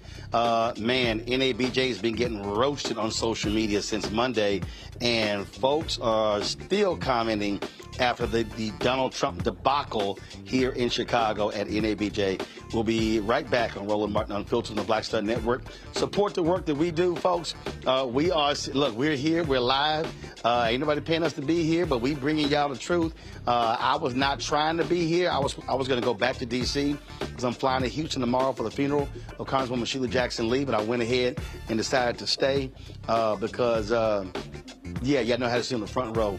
And you damn right, I was the one in the audience going, he lying, that ain't true, he lying. Yeah, that was me, and I didn't give a damn. Support the work that we do. Join the Bring the Funk fan club. Send your check and money over to P.O. Box 57196, Washington, D.C., 20037-0196. Cash App, $RM Unfiltered. PayPal, R Martin Unfiltered. Venmo is RM Unfiltered. Zelle, Roland at RolandSMartin.com. Roland at RolandMartinUnfiltered.com. We'll be right back. Hatred on the streets, a horrific scene, a white nationalist rally that descended into deadly violence. White people are losing their damn minds. As an angry pro-Trump mob storms the U.S. Capitol, we're about to see the rise of what I call white minority resistance. We have seen white folks in this country who simply cannot tolerate black folks voting. I think what we're seeing is the inevitable result of violent denial. This is part of American history. Every time that people of color have made progress, whether real or symbolic, there has been what Carol Anderson at Emory University calls white rage as a backlash. This is the rise of the Proud Boys and the Boogaloo Boys. America, there's going to be more of this. Here's all the Proud Boys, guys. This country is getting increasingly racist in its behaviors and its attitudes because of the fear of white people. The fear that they're taking our jobs, they're taking our resources, they're taking our women. This is white fear.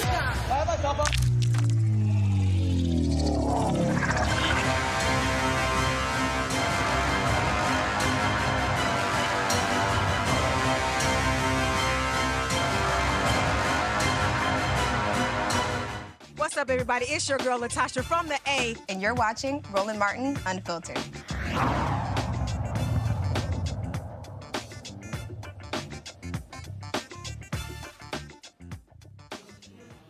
Y'all.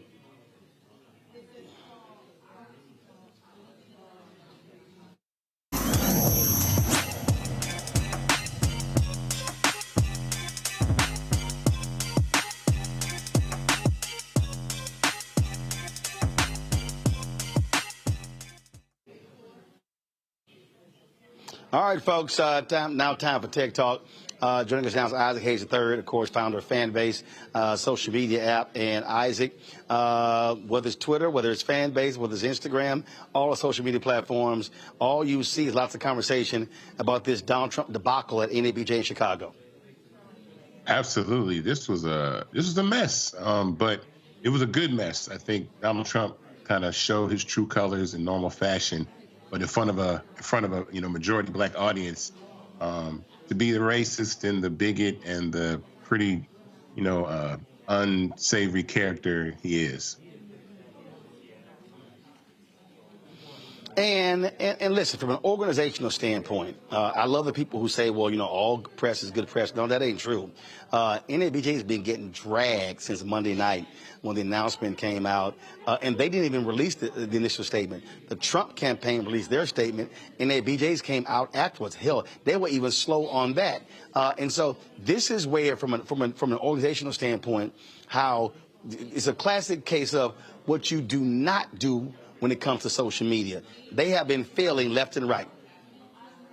Yeah, so, I'm a bit confused as to the miscommunication with legacy journalists such as yourself, with someone like Donald Trump coming and the opportunity for you guys to be able to interview someone of, his magnitude. And I feel a lot of people are saying that they were left out. I don't know. I mean, definitely it's been a very controversial week for this conference.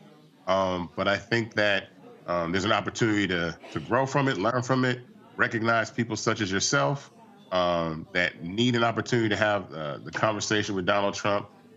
But I thought the women held it down very well for the individual that they were dealing with, and it worked out very, very well, because I think Donald Trump is giving sound bites now for the next week from just this 35-minute interview that was supposed to be 1 hour. And now it's cut down to 35 minutes for all the crazy stuff he was saying, questioning, Vice President Harris's blackness, whether she likes black people, how he's the best president for black people since Abraham Lincoln. So he gave sound bites for sure. Oh, absolutely. And again, I think when you look at, from an organizational standpoint, you do reputational damage when you make a move and you don't fully think through all of the things that could actually happen, and does it make sense? And again, on Monday, I told NABJ direct, 1, Harris Faulkner should not be on the stage. 2, Semaphore, the sisters should not be on the stage. They're a brand new organization. You need a black male reporter. And again, if I made it clear, if they had 3 brothers on the panel and no sisters, I'd be right there with the sister saying, this is BS. And 3, nobody from black-owned media. And so they sat here, and then they announced after the criticism, we're going to be partnering with PolitiFact. No, you should have had all of that stuff laid out and ironed out on the front end. And so it was like they were just sort of just reacting to all the news that kept coming back. That's why they got hit. Who makes these decisions, though, Roland? Who makes those decisions about who's going to be To be honest, you have the executive director, Drew Barry. You have President Ken Lemon. And you have other people the president may decide. But at the end of the day, the buck stops with the president, because we are a member-run organization. The executive director works for the executive committee. So the buck stops with President Ken Lemon. And so he has to. And here's the other deal, okay? I talked about what the vice president's folks said that they offered to do virtual. Well, then last night, when I finished my show, I come back. Well, different folks saying, well, no, NABJ said that wasn't true. Okay, if it's not true, put a statement out. So NABJ has not been fully transparent with all of this. And this is what happens when you don't fully understand it and when you don't consider the magnitude of your action. Yeah, I mean, I think those are going to, transparency in journalism should definitely be there. We're in an age right now where,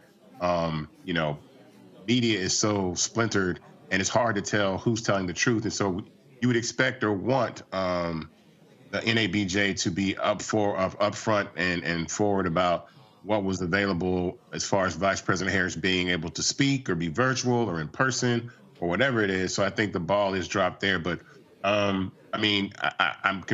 concerned that with what's going on in media right now, that it's hard to trust media anymore, because I think so much has become about the views and not the facts. And so, Twitter is totally compromised. You can't trust anything that's on Twitter anymore. Most people are sending out snippets, Fox News, Newsmax. You can't trust. They're literally lying.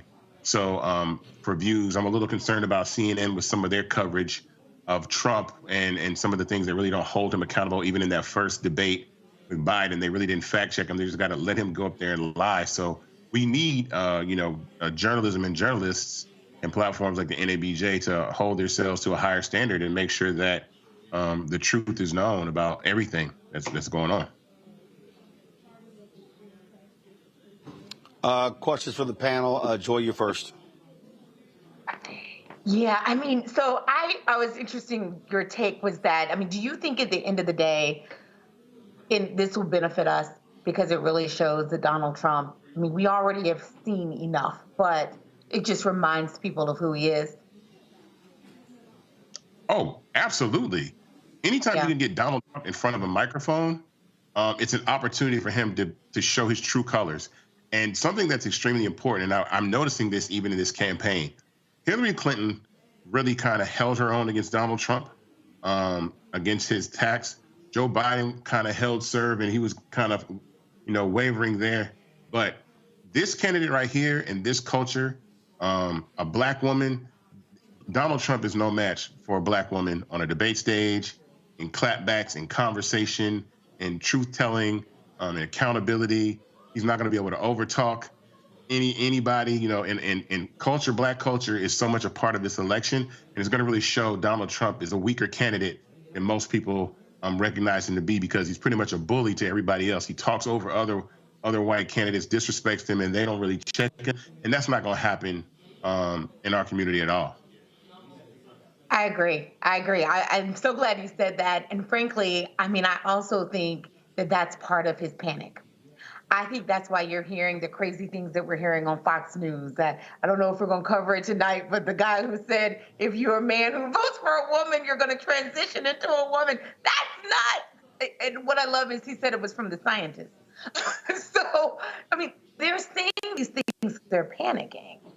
And so in some respects, I'm actually glad to see it, because it shows that their internals are worse than we thought, and they know what's coming. Absolutely. They're toast.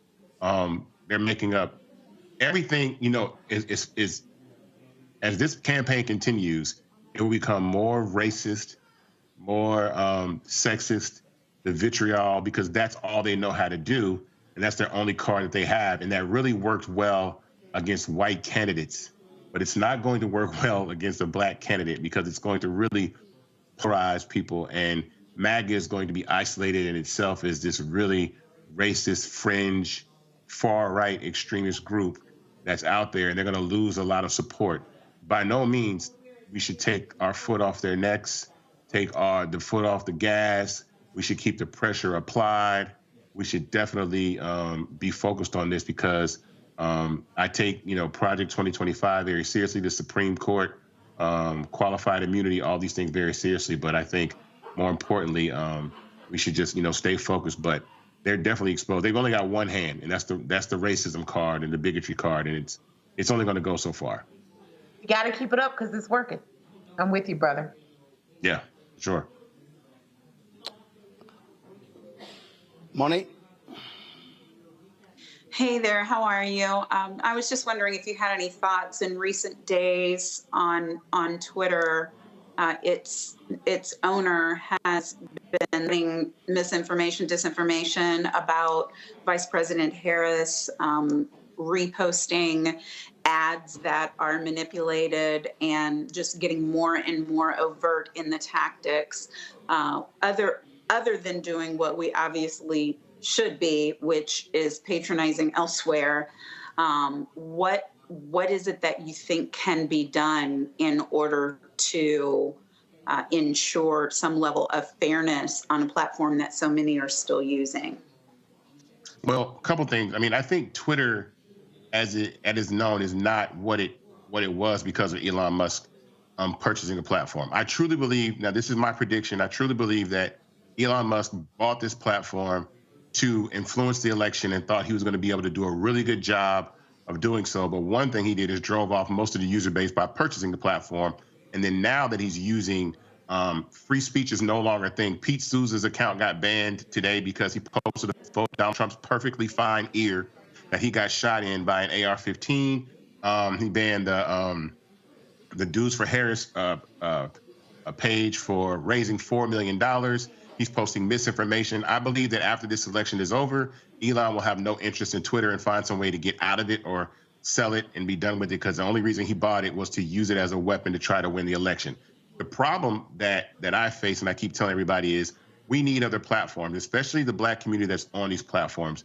Roland posted something about that, and I'm telling everybody right now, even with Fanbase, I made a commitment to build a Twitter competitor once we reach about $5 million raised in our current round on Fanbase. And I think, we need platforms to control and own and invest in and really be places where we can share information and they're not compromised by the founder getting in his feelings and blocking people at will. So my commitment to everybody here that does invest in Fanbase, and we get to about $5 or $6 million by October, I will build a Twitter competitor by the end of the year, and we can absolutely do it at Fanbase. I want to do it.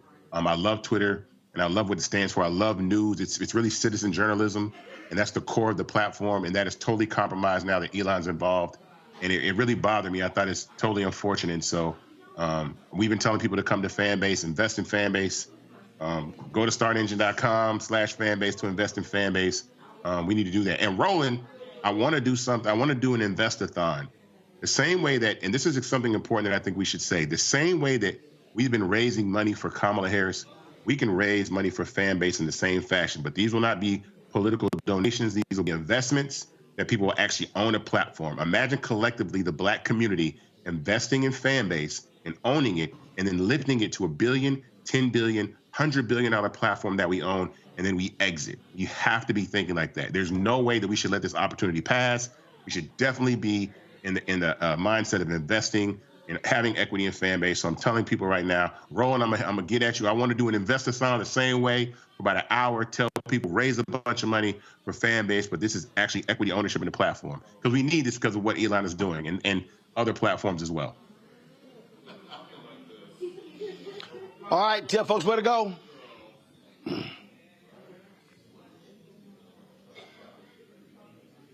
Isaac, tell her where to go.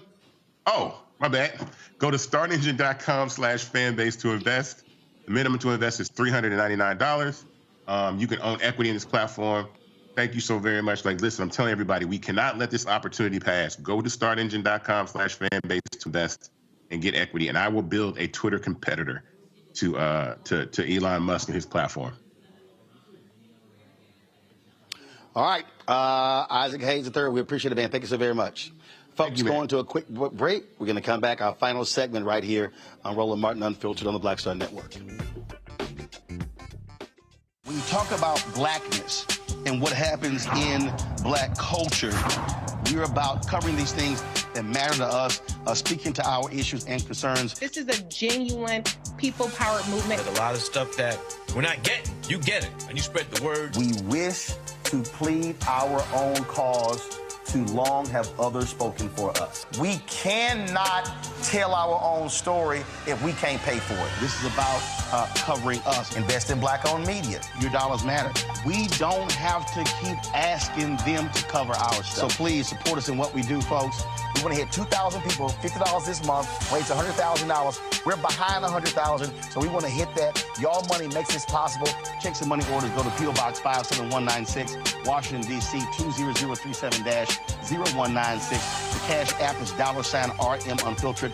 PayPal is R Martin Unfiltered. Venmo is RM Unfiltered. Zelle is Roland at RolandSMartin.com.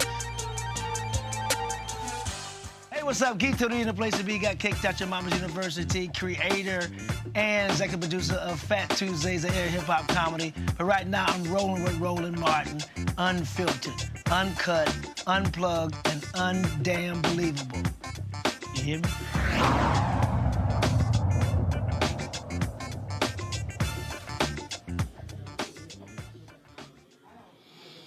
All right, folks.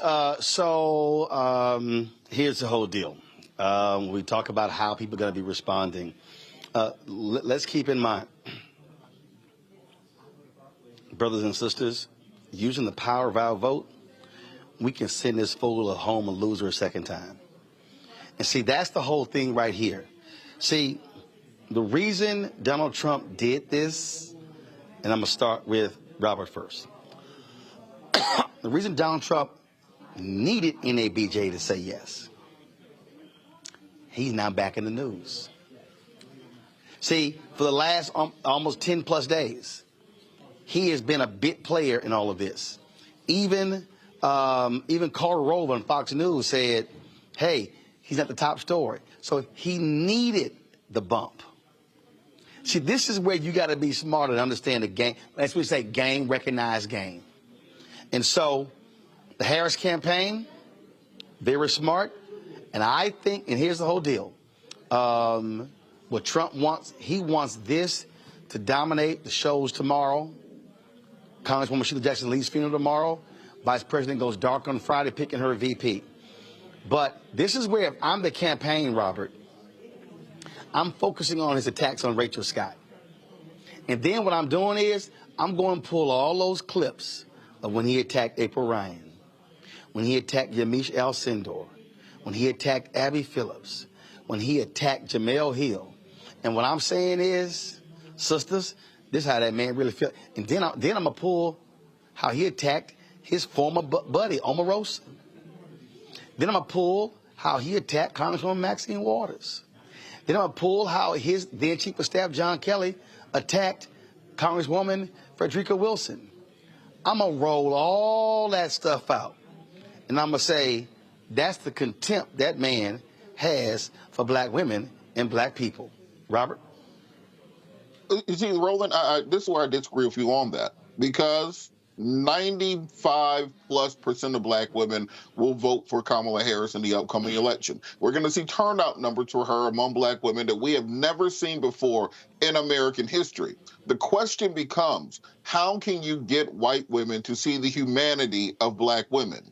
How can you get white women to see the attacks on Rachel Scott and April Ryan and Yamiche Alcindor and every other black woman that he attacks as attacks on women? Because if you look at those MAGA rallies, they are still about 54% white women who attend those exact same rallies. So the question has to become, and if I'm the Biden or the Harris campaign at this point, I'm taking every white female surrogate that I have, and I'm sending them to flood every news station tomorrow morning. So no matter what morning show you turn to, one show you'll have Jen Psaki on, another you'll have Claire McCaskill, another you'll have, Susan Sarandon, whoever the person needs to be pulling the message to explain that this isn't just how he feels about black women, this is how he feels about women in general. And combine that with J.D. Vance saying that any woman who isn't a broodmare is a childless cat lady. Combine that with Project 2025 and the attacks that they have on federal employees, a majority of whom are women that they're going to be firing in that 50,000. Take that and combine that with the Supreme Court and their attacks on women's reproductive health, and let these white women nationwide know that this is not just Donald Trump attacking black women. This is an attack on all women in particular, and that if you turn out and you put this back into the White House, we will go back to an era of nasty women and not be able to do your job. And if you if you look at the attacks and smears that we've seen on social media against Vice President Harris. I posted some on Instagram a couple of days ago and had to take them down because I'm running a open tally on all the attacks that they're making against her. None of them are on policy. None of them are on anything other than her being a black woman and degrading and downgrading her because of that. And I think once you get white women coming on board saying start fleeing the Republican Party because of the way that they're treating Vice President Harris and other black women journalists and other black women in politics, that's when you start seeing these electoral numbers really change and start cascading downhill for them. This is why I think Robert is wrong, Monique. Because here's the deal. He just said she's going to get 95% of black female votes. The percentage is not the issue. It's turnout. The percentage of the vote, that is not the issue. You have to turn out numbers. And so when you are showing that constant disrespect, you are then targeting young sisters. You targeting those 30, 40-year-old, those 50-year-old sisters who worked on the job and had white men disrespect them and talk to them in a crazy manner. That's why you do it. Because here's the piece. And I get your point about the white women, Robert. But Biden's coalition was about 41 and 42% white. The reality is, you need the white women going to talk to the white women. But Obama won because he had higher black and Hispanic numbers, which offset his white numbers. So where the vice president is, and Monique, the reason the polls are showing what they're showing is because already her black numbers have gone up. She needs to drive her black numbers higher. And when you show that, you say to brothers and sisters, this is how that man feels about black people. That, to me, is what they should be doing. Okay, well, would you listen to a black woman in the target demographic? I don't want to. Well, I asked you the question. I don't, and that's. But I'm saying I agree with Robert. It's not just that I don't need to see it in order to make me want to turn out, or any of the people who I'm speaking with. I don't want to see that. I don't need to see the reminder of the violence. I don't need the flashbacks. I don't need the re-triggering about the abuse. That's why what happened today at the NABJ was so offensive to April, to Yamiche, to Jamel, and to so many others. No, we are excited about the positive messaging and the honor being bestowed upon our sister vice president. We are enthusiastic because before this setback today, let's level set, as the VP would say, and try to act like today did not even damn happen. We were all coming together around lifting up the positive attributes and experience and expertise and qualifications and readiness of the vice president. And here this fool comes. I don't need to see my wannabe master doing his wannabe master stuff in order. I need to see more of her. He tried to steal spotlight today. He was successful. His vice presidential nominee is an idiot and was getting the light. So he came in, showed, remember, I'm idiot in chief. Remember me, remember me. So now everybody is wall to wall. They were covering the VP at her speech yesterday. Today they covering this moron. No, I don't want more of that. What we need is more positive messaging, and I agree to Robert's point. We need spokespeople in our white sistren community who's going to talk to their white sistren in their white sistren meetings and say, you know, he's not just doing that to our black sisters. Remember, he did the same thing to Hillary. Remember, he did the same thing to Nikki. Remember, he thinks the same way about Elizabeth. He don't like women, period. He's a woman hater. But that's on them. For us, we have to climb higher. I'm not saying they go low, we go high. I'm just saying onward. We need to go onward. So I'm going to jump in just to say. I think y'all missed. I think Joy, I'm gonna go to you, but I think Monique missed what I said. She's speaking. She spoke to Sigma Gamma Road today. She's speaking tomorrow at Congresswoman Sheila Jackson Lee's funeral. Then she goes dark. So what I'm saying is, you can't hear her because she's not going to be out there Friday, Saturday, Sunday. And the reality is, you do have to use effective messaging to be able to. I'm looking at the comments. I'm looking at the sisters who saw it in real time who were offended. You have to use everything in your arsenal to be able to get your core base to turn out in even bigger numbers. And sometimes you're not talking to the highly educated sisters. Sometimes you're talking to the ones who don't have law degrees or master's degrees or undergraduate degrees, who have high school diplomas or who don't have high school diplomas. The whole point is, you have to drive up large numbers among their core group.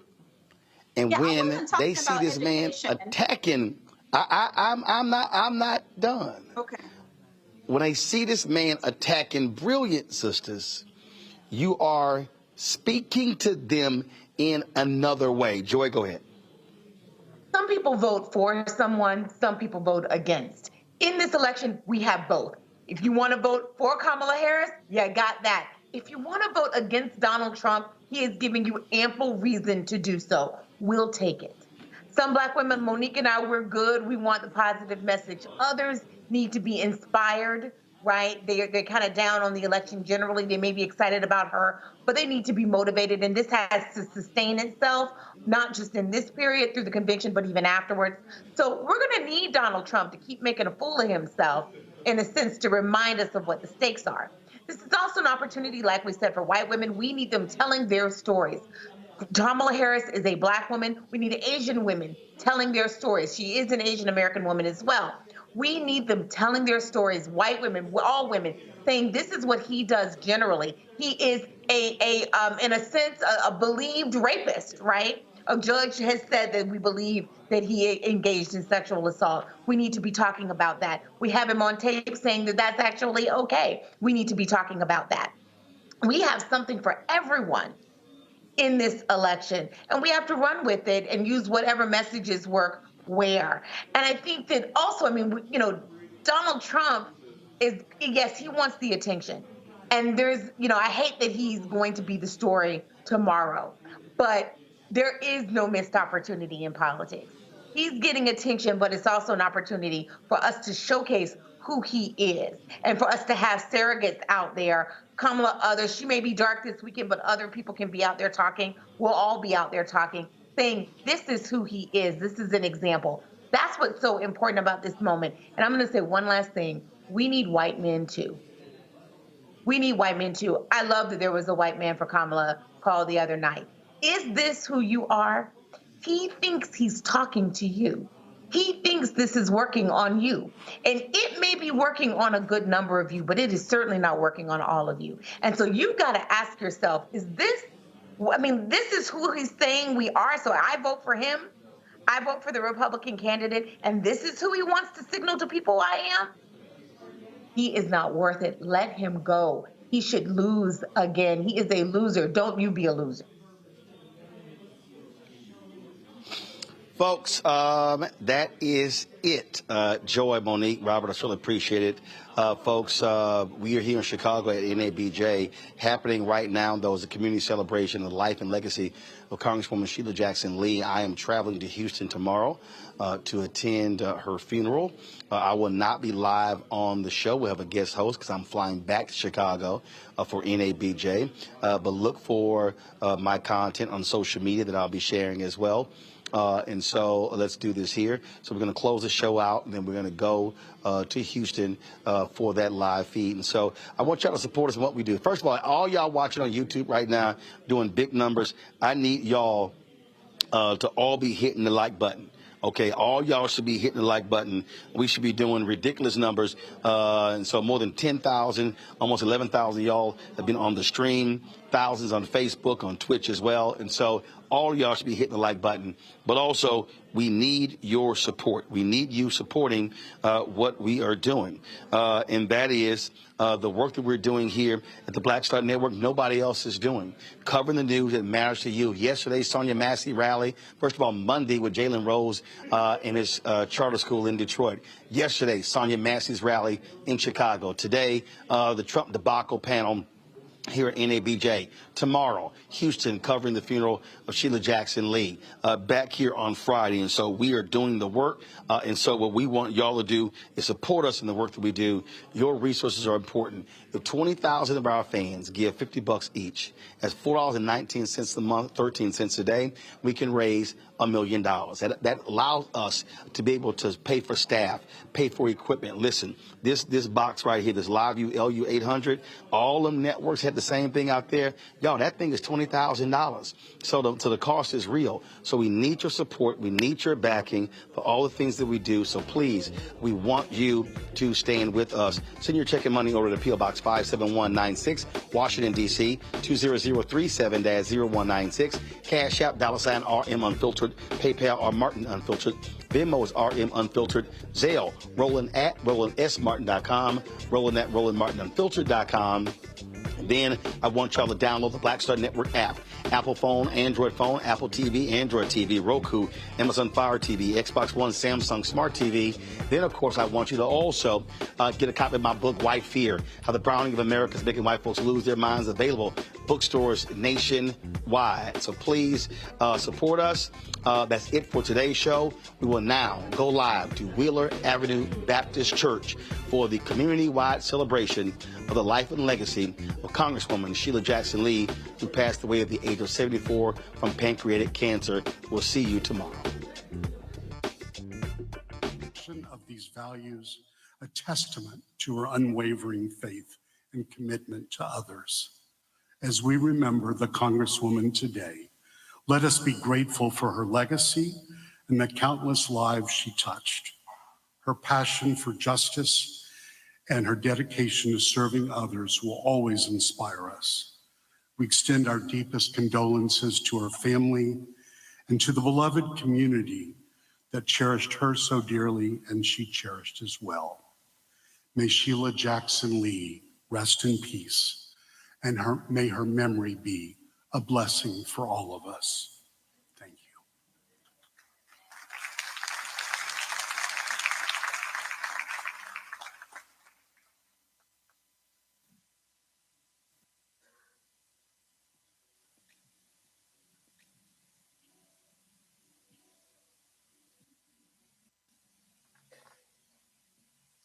Our scripture reading, let not your heart be troubled. Ye believe in God, believe also in me. In my Father's house are many mansions. If it were not so, I would have told you. I go to prepare a place for you. And if I go and prepare a place for you, I'll come again and receive you unto myself, that where I am, there ye may be also. And whether I go, you know, and the way you know. This is the word from our Lord. Praise be to God.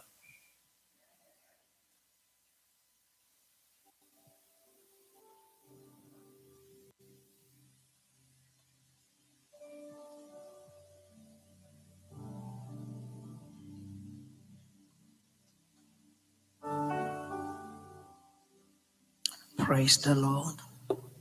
The Bible says in 1 Thessalonians 5:18, in everything, give thanks.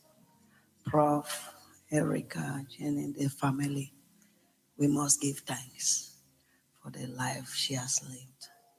And I want to thank God that the whole Zion is here and the whole Greater Hastings Ministers Fellowship, they are here, and the whole African community, the diaspora, we are here because she affected our life. Please may we bow our head in prayers. Our Father in heaven, we've gathered to say thank you, to celebrate a life that was well spent. We gather, Lord, our Father, to thank you for your amazing daughter, our Deborah, our Juneteenth warrior. We give thee thanks for this wise, wealthy woman, a mother in Houston, a mother in Texas, a mother of the United States of America and this generation. We thank you for the legacy she has left behind for us to emulate. We give thee thanks for the voice that she was to the voiceless. We give thee thanks for this trailblazer, an instrument of hope to the hopeless, a mother to the motherless, an instrument of inspiration to multitudes, encouragement to the discouraged, the strength of the weak, the epitome and beacon of unity, love for all without race or tribe. A lover that will step into our battles and fight as if it is her own. A mother indeed in her class. A champion, an unstoppable winner in everything. Lord, we give you thanks for who she is. She was a light to darkness, a woman that never takes no for an answer. We thank you for a woman that picked me up and tell me it will be well, even when it seems turbulent. You say, hold on to Jesus. We thank you, Father, for giving her to this generation. Lord, we thank you for the husband and the children that share her with us. We thank you for the love and the grace in which she carried everything. A woman that has no limit, that goes extra length for those who have no voice. Thank you for a life well spent. We give you praise. We give glory. For only you alone deserve the glory. We are grateful. Thank you, Lord. And thank you again. In Jesus' name we pray. Amen.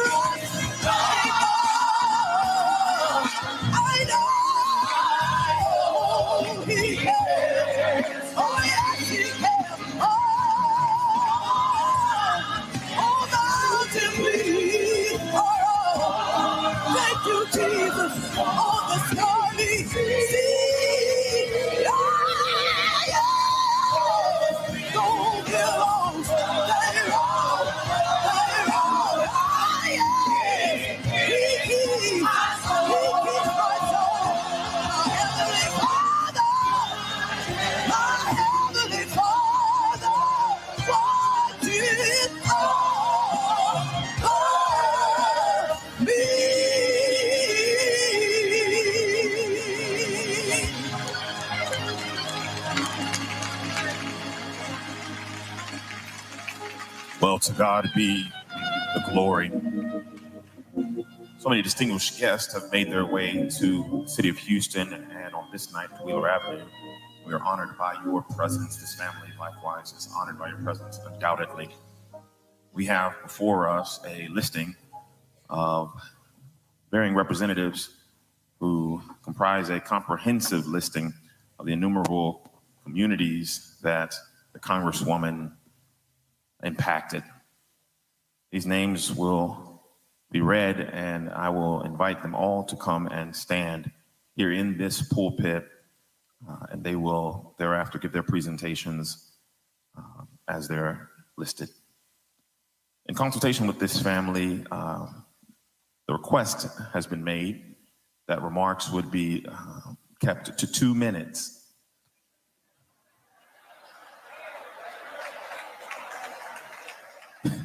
You laugh. For those who need assistance, there is a clock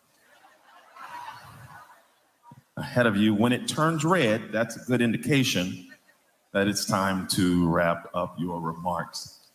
We have no shortage of remarks to hear this night, and so we pray that you would honor that request. We know that 2 minutes is not sufficient to speak to the breadth of the impact that the Congresswoman has made on any of us, but we thank you for attempting to honor that request. We'll now hear from the local community leaders. Brother Harry Johnson, chair of the Martin Luther King Memorial, former president of Alpha Phi Alpha Fraternity Incorporated. We'll likewise thereafter hear from Brother Johnny Mata, former Texas State Director of LULAC, Brother Judson Robinson III, President and CEO of Houston Area Urban League, Sergeant Ali Lee, McHenry, who is a representative of the Congressional 18th District Security Team. And thereafter, we will insert Dr. Reginald DeRoche, who will give to us remarks. He is the president of Rice University. Receive them in that order.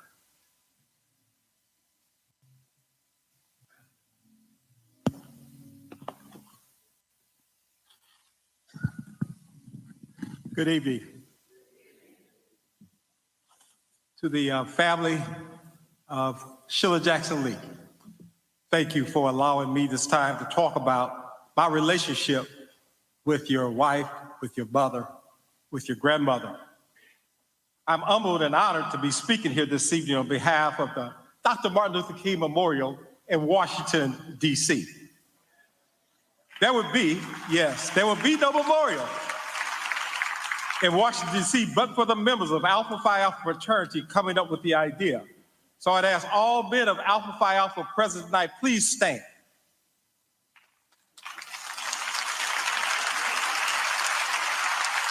Thank you, brothers.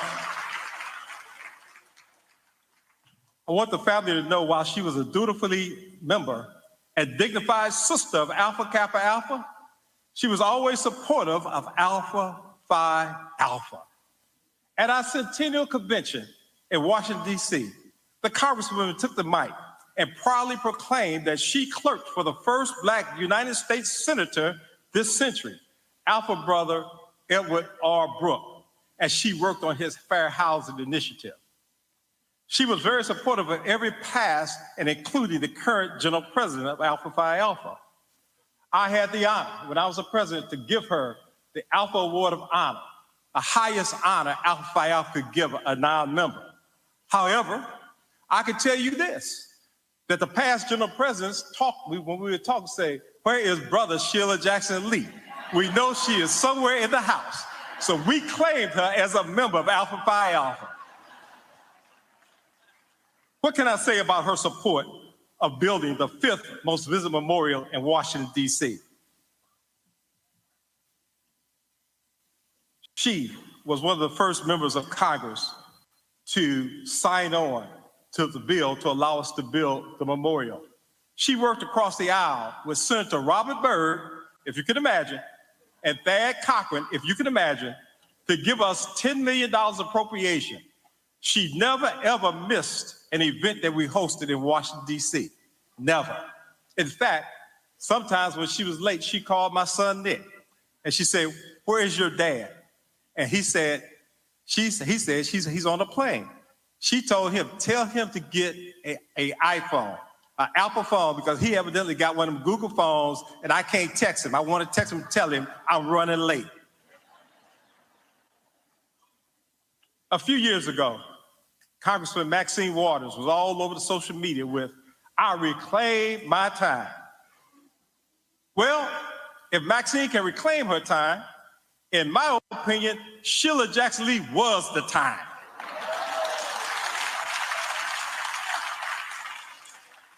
We all have been recipients of the Congresswoman's time.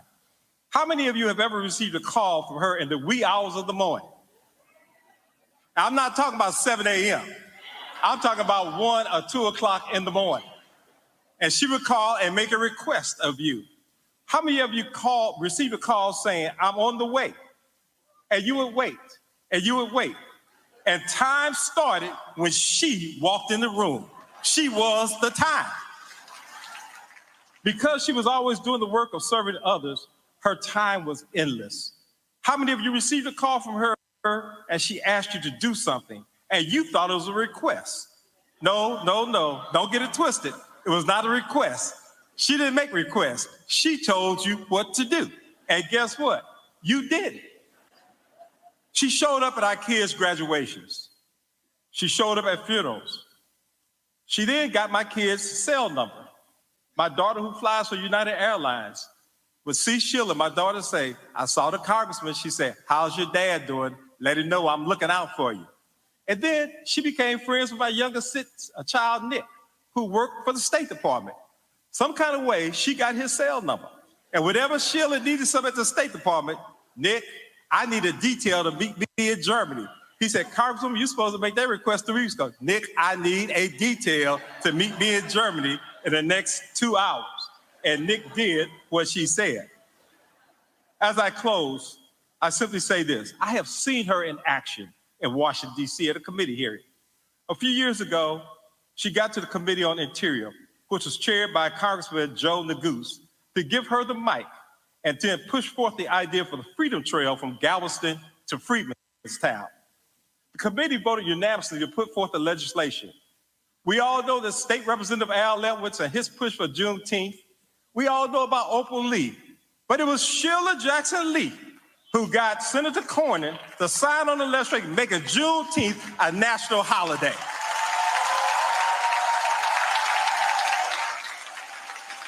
Sheila Jackson Lee was the time. There is no question, she was the time. I have text after text. I just read one earlier where she said, I was with your son at the State Department, and I told Secretary Blinken, Dick Johnson is a great man. I hope that he becomes Secretary of State. Elwin, I have no power. Erica, Jason, I have no power. But if I did, Sylvester Turner, I would recommend that the Gulf Freeway from Galveston to downtown Houston be renamed the Honorable Sheila Jackson Lee Memorial Parkway.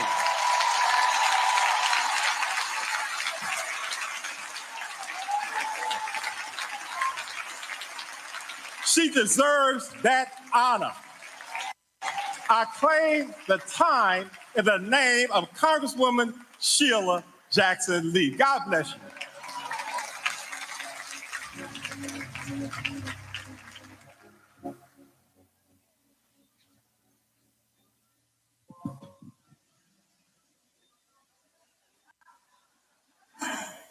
Standing before you today, saddened like all of us, because we have lost a golden voice for justice. That is the Honorable Sheila Jackson Lee. While some politicians are down on immigrants, she was there defending them. While people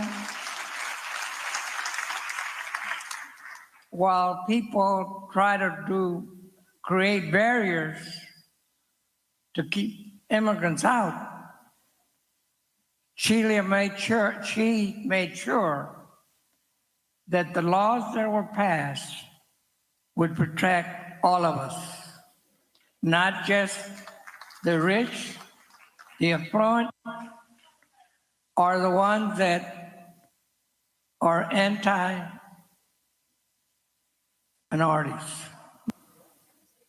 She was a champion for civil rights.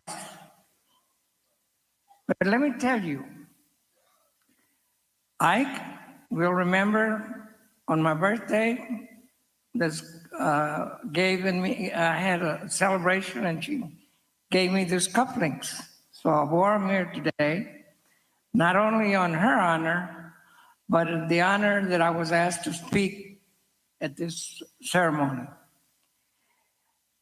I would like to think about the past, but I look at what she would be telling us for the future.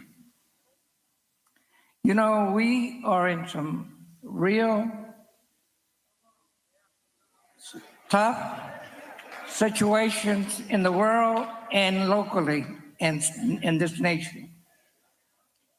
I don't have to tell you the problems, you know it better than I do. But if she was to tell us, if you want to remember me, continue voter registration,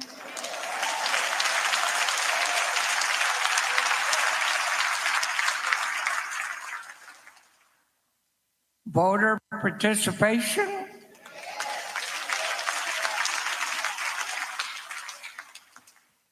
and get others to do the same. She would also tell us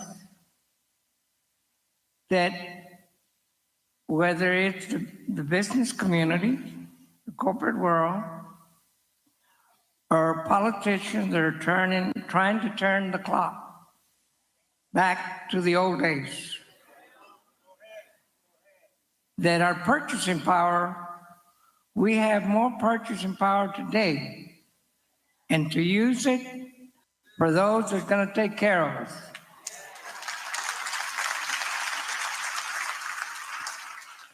So I think I've had the honor of working with her, and remember when I was working at the Community Action Program after the 1964 Civil Rights Act, and I had returned from the military. And she called me and says, Johnny, she was in City Hall, there's some ladies that I have, mothers with children, and they cannot work because they have no child care. And she said, could you see if there's some ways that we can help them so they can help themselves? That is the kind of person she was. Always thinking of the others. And even prior to her departure, she was still involved after the storm. Keep her in your prayers, but more so, let's all get involved, because it's not going to get no better. And the less we do, the more hardships are going to fall on us. Brevemente, nomás quiero decirles que hemos perdido una persona con una voz de oro, gold, que no nomás peleaba por todos, pero por los inmigrantes. Una persona que consideraba que todos somos iguales. Por favor, de recordar que si estás cualificado para votar y registrarte, el poder está en el voto y la voz.